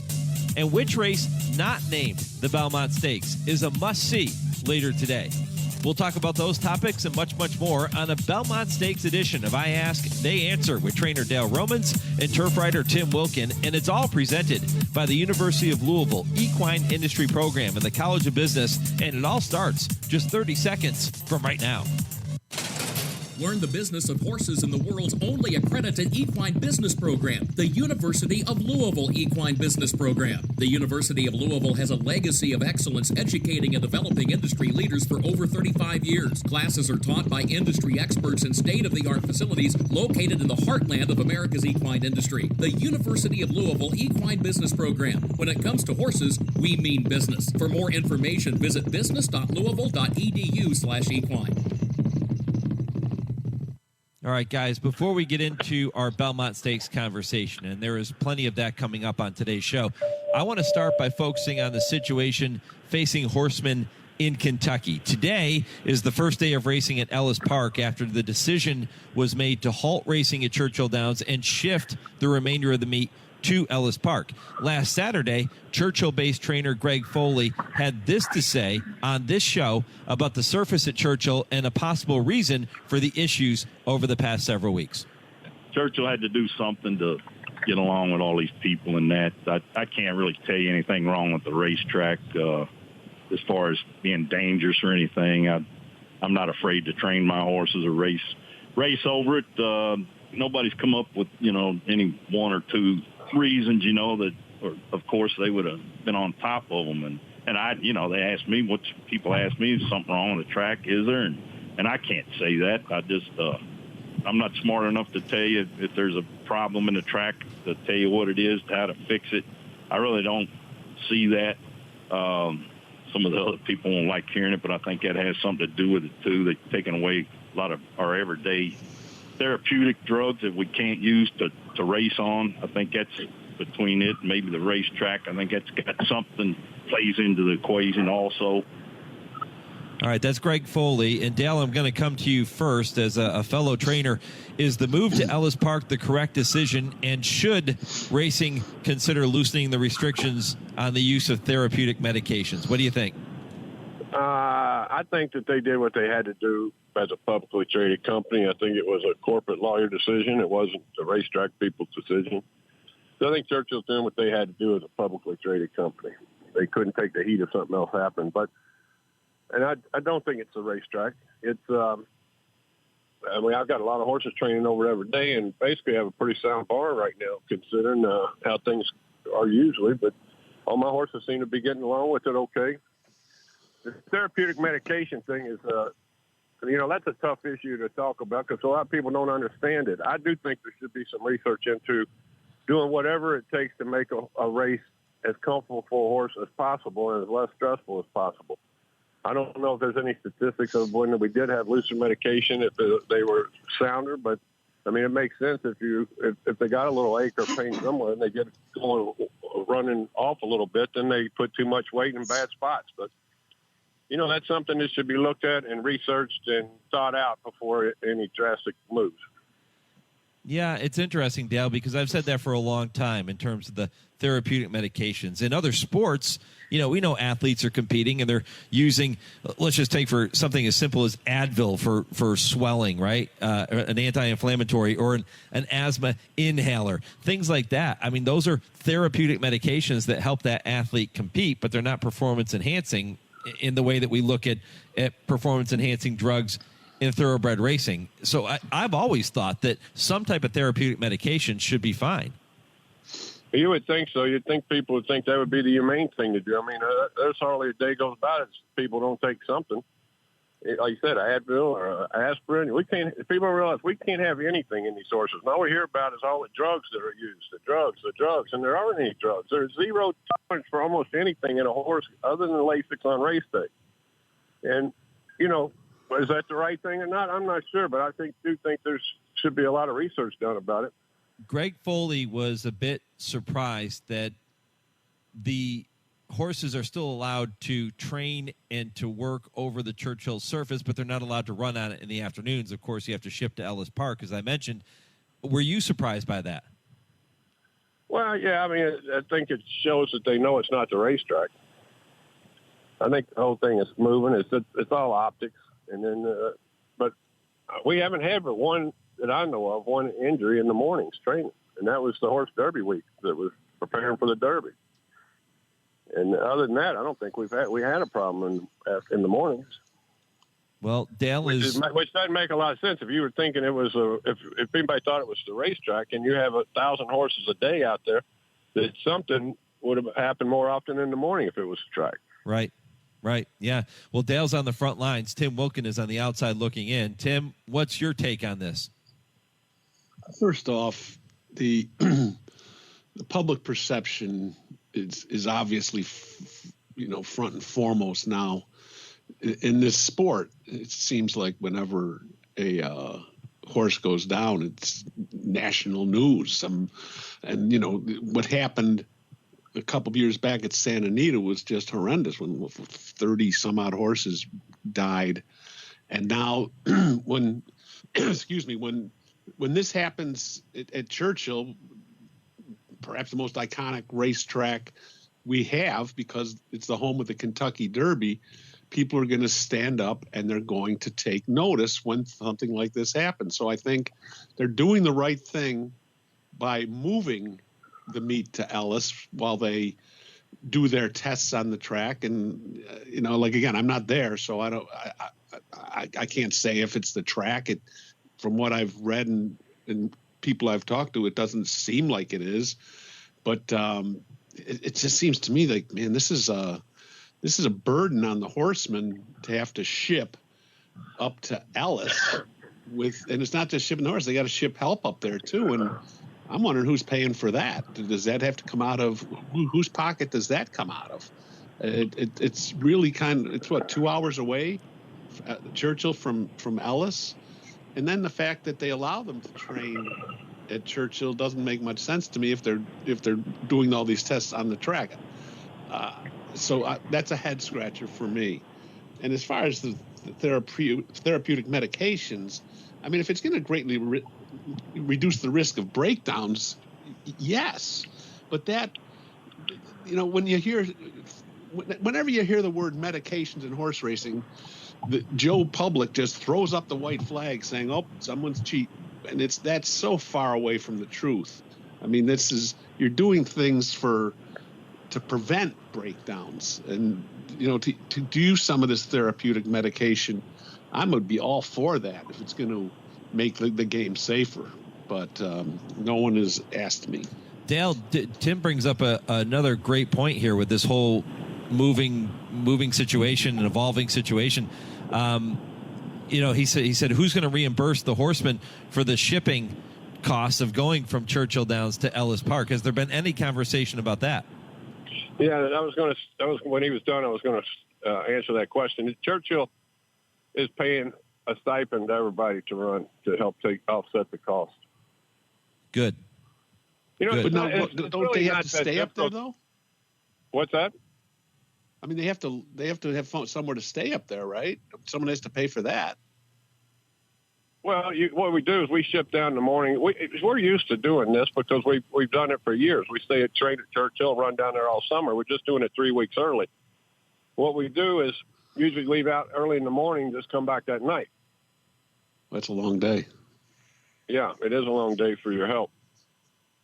Yeah. All right. Well, that situation continues to be looked at. Let's hope that, as I said last week, it winds up in the rearview mirror sooner rather than later. And as Greg Foley said last week, let's just go through this, get it done, do what we need to do, and get back to normal for the September meet at Churchill Downs. And I know everybody is in agreement with that sentiment. All right, let's move on to the next topic as we focus on the Belmont Stakes. Guys, it was 45 years ago today that Affirmed defeated Alidar to win the Triple Crown in one of the great stretch duels that we've ever seen.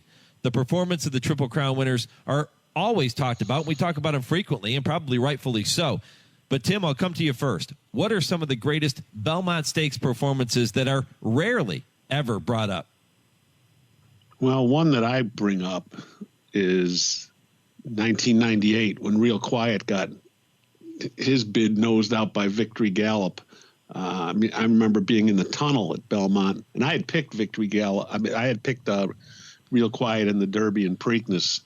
So I was when he bounced away by 3 lengths in the stretch, I was counting my money again. But when Victory Gallop made that run at the end and just beat him by a nose, and had Real Quiet held on, there's probably a real good chance that he might have come down because of that Kent moved a little bit over, and they might have burned Belmont down. But that was one, and one that really sticks out with me is Risen Star in 1988. Risen Star, the son of Secretariat, and that's the only Belmont winner that Secretariat sired. And he won that race by 14 3/4 lengths, which was the biggest margin of victory since his old man did it in 73. And, the fact that Risen Star did what he did, and he doesn't really get talked about as much as he should, I don't think. So I would say those two for me. I really remember Risen Star being the son of Secretariat and really running off the screen. Yeah, you stole my thunder with Risen Star. I was going to talk about him too, and you're right. He was an awfully good racehorse. He was better than he gets credit for these days. People do kind of just forget about him, I guess, because he didn't make a very good sire. But you know what I like about one of the best Belmont stories, those that doesn't get talked about near enough, is Woody Stevens' 5 in a row. I thought Conquistador Cielo, that was a heck of a performance. He ran on Monday, going a mile, and came back on Saturday and won the Belmont. And they'd put you in jail. You tried to do that today, but that was one I always think about. I remember that when Cielo won that. I think it was after he won there was the Met Mile, wasn't it, that he won? Yeah, I think it ran on Monday and the holiday, and he came back on Saturday and won the Belmont Stakes. And Woody told Henrik D. Fiakowski, the owner, he goes, Henrik, you put on your suit on Saturday, you'll get all the money. Yeah. Yep. I love it. I think he won by 14 lengths. I think Point Given's one that stands out to me, guys. Yeah, Point Given probably should have been a Triple Crown winner. He got one hole in the Derby and cost him. Yeah, he was pretty special. Just didn't like the track. His Belmont, I mean, and again, no horse has come close to equaling Secretariat yet. We're going to talk about that in just a minute, but his was ultra impressive, and as Dale said, he probably should have been a Triple Crown winner. It is that time of the show where we welcome our good friend Nick Zito and find out if the following statements are right or wrong. Yeah, right or wrong. Am I right? What do you think? Right or wrong? Okay, guys, a couple of statements for you here this morning. First of all, every time we bring up a question about a record, Dale always says that records are meant to be broken. Well, in 49 runnings of the Belmont Stakes, and Secretariat crushed his rivals by 31 lengths, no horse has come close to breaking that record, and I say no horse ever will. Right or wrong? Yeah, right or wrong. Am I right? Dale, am I right? I think you're right on this one. That's one that I will say won't be broken. You know, I always tell you before, the records, what records do is show people what's possible and give people something to strive for. There aren't many out there. I don't care if you strive for it, you're not going to win by more than 35 lengths. That record is intact for life. I go right on that one. That's just one of those things that it's in rare air. I mean, what Secretariat did, we could live 10 lives, and I don't think we're going to ever see anything like that again.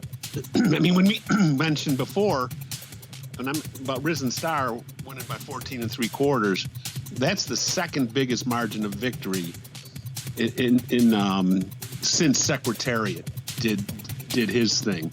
And there's been a couple others, Cielo, Consistor Cielo, and that twice won by 14. And, you know, winning by 14 lengths is, you know, that's ultra impressive. But to double that, more than double that to 31 lengths, come on, man, that's something that is never going to happen again. Like, I don't think anyone's ever going to hit 400 in baseball again. I don't think anyone's going to break Ripken's streak. And I don't think anyone is going to come close to touching what Big Red did on his big day at Belmont 50 years ago. Well, I'm very happy to hear that, because it's not often that I get one of you to agree with me on this right or wrong segment, but now I've got both of you agreeing with me, and I do think Secretariat's record will stand the test of time. How about this one? Trainer James Rose Sr. saddled a record 8 Belmont Stakes winners from 1883 to 1913. Todd Pletcher is going to be favored to win his 5th Belmont this afternoon, and I say Todd will eventually break James Rose's record. Am I right or wrong? Yeah, right or wrong. Okay. Timmy? I'm going to go right on this. I think Todd is going to break that. And Dale will be very happy to know that I did some research on this, because when James Rowe won his last Belmont, he was 56 years old. Todd is 55 right now, and Todd's got, you know, many moons more to train. And he's a New York guy.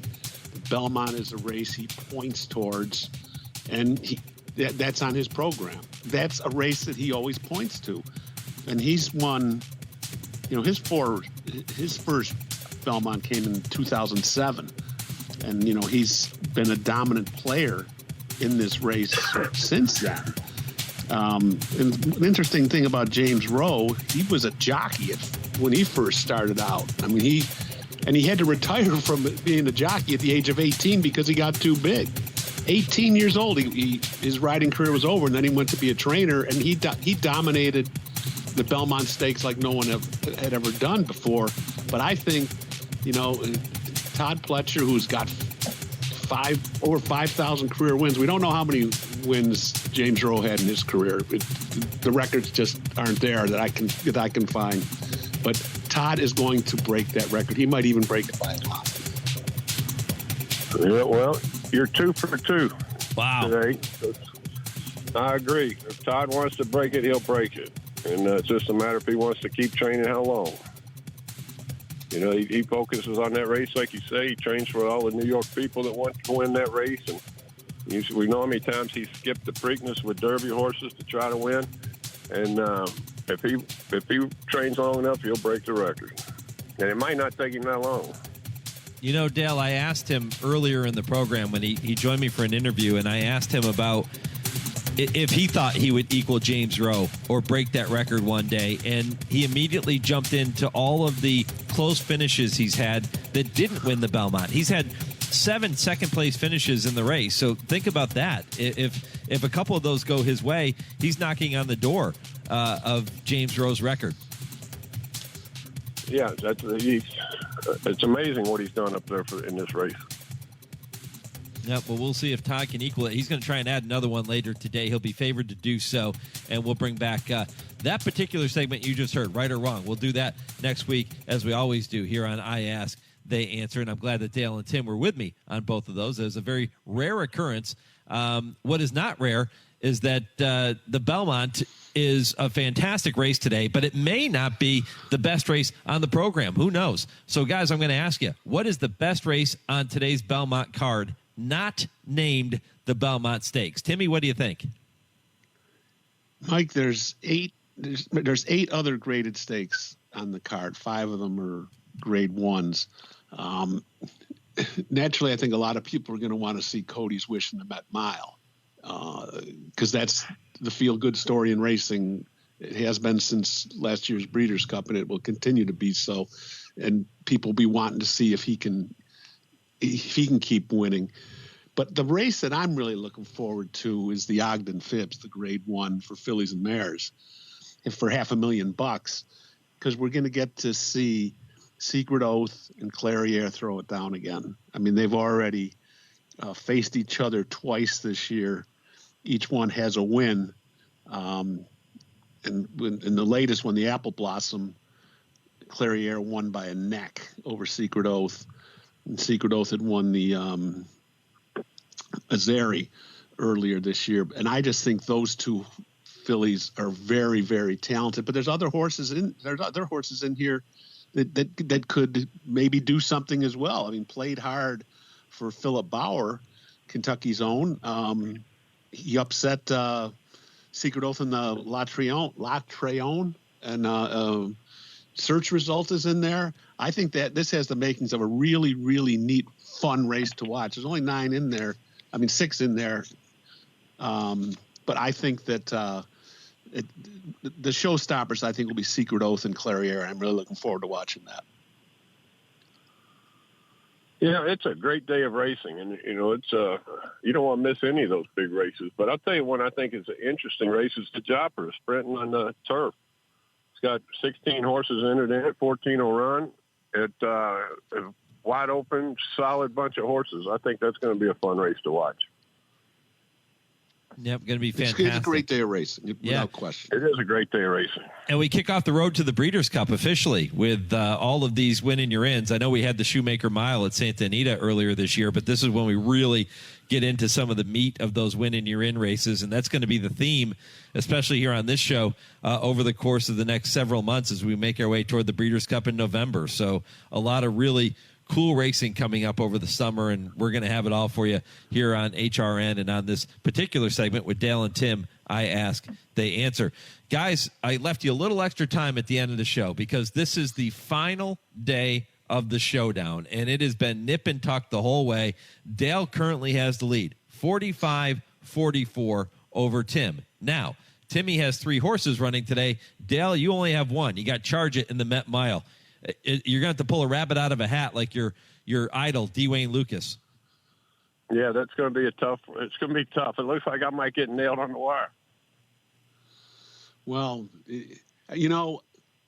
I think for you, Dale, Target has to win for you to have a chance. And my horses all have to run out off the board. And I don't know if that's going to happen. I mean, Forte, Cody's Wish, Secret Oath. If I was a betting man, and I like my chances. Yeah, I think you look pretty good. I'm just glad we didn't make a bet. Well, we still could. Yeah, no, let's let it ride. It's been fun though.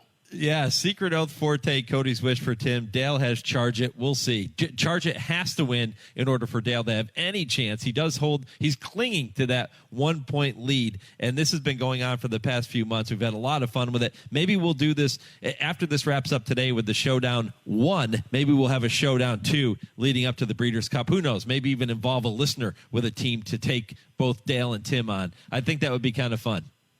Yeah, it would be. Why? All right, we'll find out. We'll try to put the pieces together on that, but we'll find out later today if it's Dale or Tim who walks away with the top prize. Time now, guys, to wrap up the show as we do every week. It's with our West Point of the Week presented by West Point Thoroughbreds, and I will remind people that, listen, if you're looking to get involved in the game, you can experience the lifestyle. And this sport, when you own horses, it really is a lifestyle. The lifestyle of thoroughbred racehorse ownership with the gold standard in racing partnerships for over 30 years. It is West Point Thoroughbreds. All you have to do is text HORSE to 66866 to learn about ownership. Message and data rates may apply, but do it now. Text HORSE to 66866, and you can learn from the best West Point Thoroughbreds. Tim, why don't you kick it off? What is your West Point of the Week, my friend? Well, I have two of them, actually. First, I want to thank the Horse Racing Radio Network for very generously saying that whoever wins our showdown will win a new car. I think that was just awesome on your guys' part. And the loser has to buy. That's even better. And the other one, I just want to point out that yesterday, it was on Thursday. Mike Penna and his wife Michelle were coming through Albany, and we were able to break bread and have lunch and have a really good time. It was good to see you guys. Same to you, my friend. It was great to catch up. Dale? All right. I got a couple of points. One of them is true West Point of the week. I had a big, beautiful Street Sense colt flying from England, owned by West Point, that's in quarantine across from my barn right now at Churchill Downs. Anybody listening, I'd jump on and look at him and maybe get involved. He's got a good price point, and I think there's some meat on the bone, so much space to be bought. So anybody interested in getting a horse with West Point, that might be a good one to get you started. And my second point is, anybody who saw the race the other day where the jock fell off my horse, and the jock is okay, the horse was fine, they just all went to the same spot at the same time. Needs to go back and watch the clip of our outrider catching both horses, one on each side, one in his left hand, one in his right hand, and saved and protected so many people. The outriders are the guys that are like the police of the racetrack, and they take care of so many people, and they do a great job, and they're very important, and we're lucky to have the three of the best in the world right here at Churchill Downs. And I want to tell Greg, thanks for catching my horse. No, it's a great way to wrap up the show. That was great. That was fantastic. You're right, Dale. That was incredible. Those outriders don't get nearly the credit they deserve, but boy, what a catch that was. Well done. It was amazing. Yep.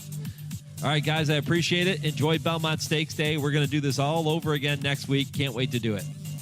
All right, talk to you later. Me too. Right. Good luck this weekend. If you have a topic you want to hear Dale and Tim debate, you know what to do. Email that topic to me, Mike@horseracingradio.net. I'll get that topic worked in for you in the weeks ahead. I Ask, They Answer is presented by the University of Louisville Equine Industry Program and the College of Business. I'll be back with more. This is the Equine Forum on the Horse Racing Radio Network. Woodford Feed, where tradition merges with technology. Family owned since 1940 and providing exceptional customer service, Woodford Feed specializes in the highest quality feed, using only the finest ingredients to ensure optimal nutrition for your horses. In addition, Woodford Feed can help with all your farm needs, including field seed, fertilizer, and weed control. So whether your horse is sprinting around the racetrack or has a foal by her side, count on Woodford Feed to provide the quality nutrition necessary to perform at the highest level. Woodford Feed, Versailles, Kentucky.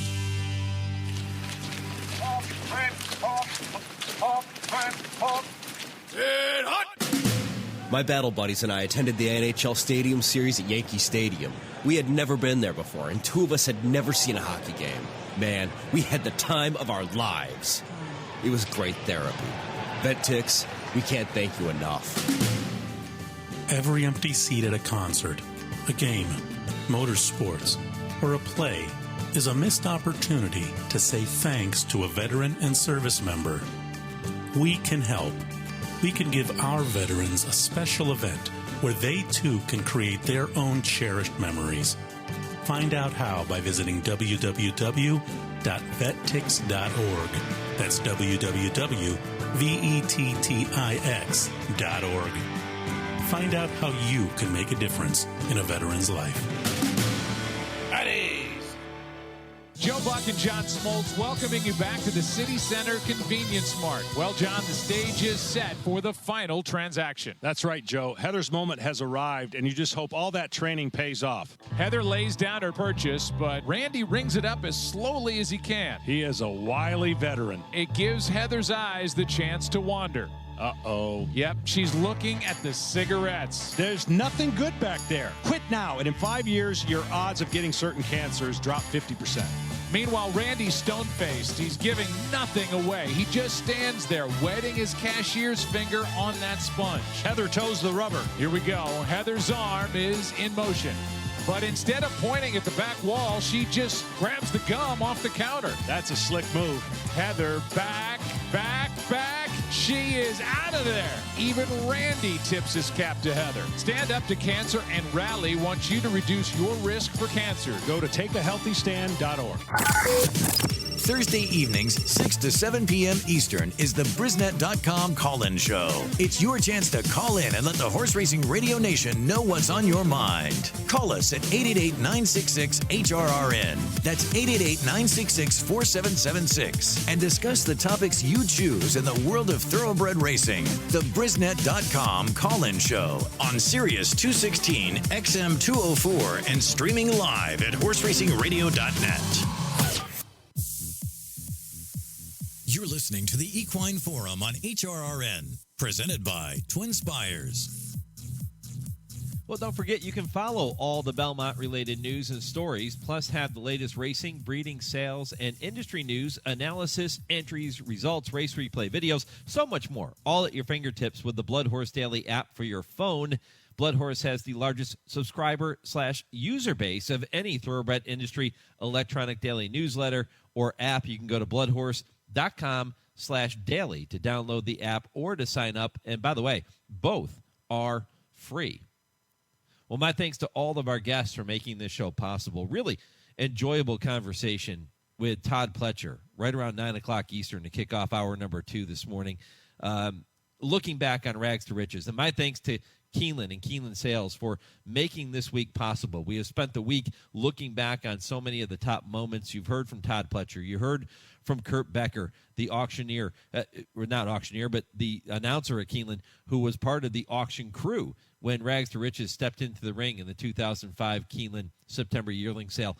So many great stories, and it's been great to look back on her and look ahead to the Belmont Stakes. Forte, Tapit Trice, both looking to give Todd Pletcher a 5th win in that race today. He will be favored to do so.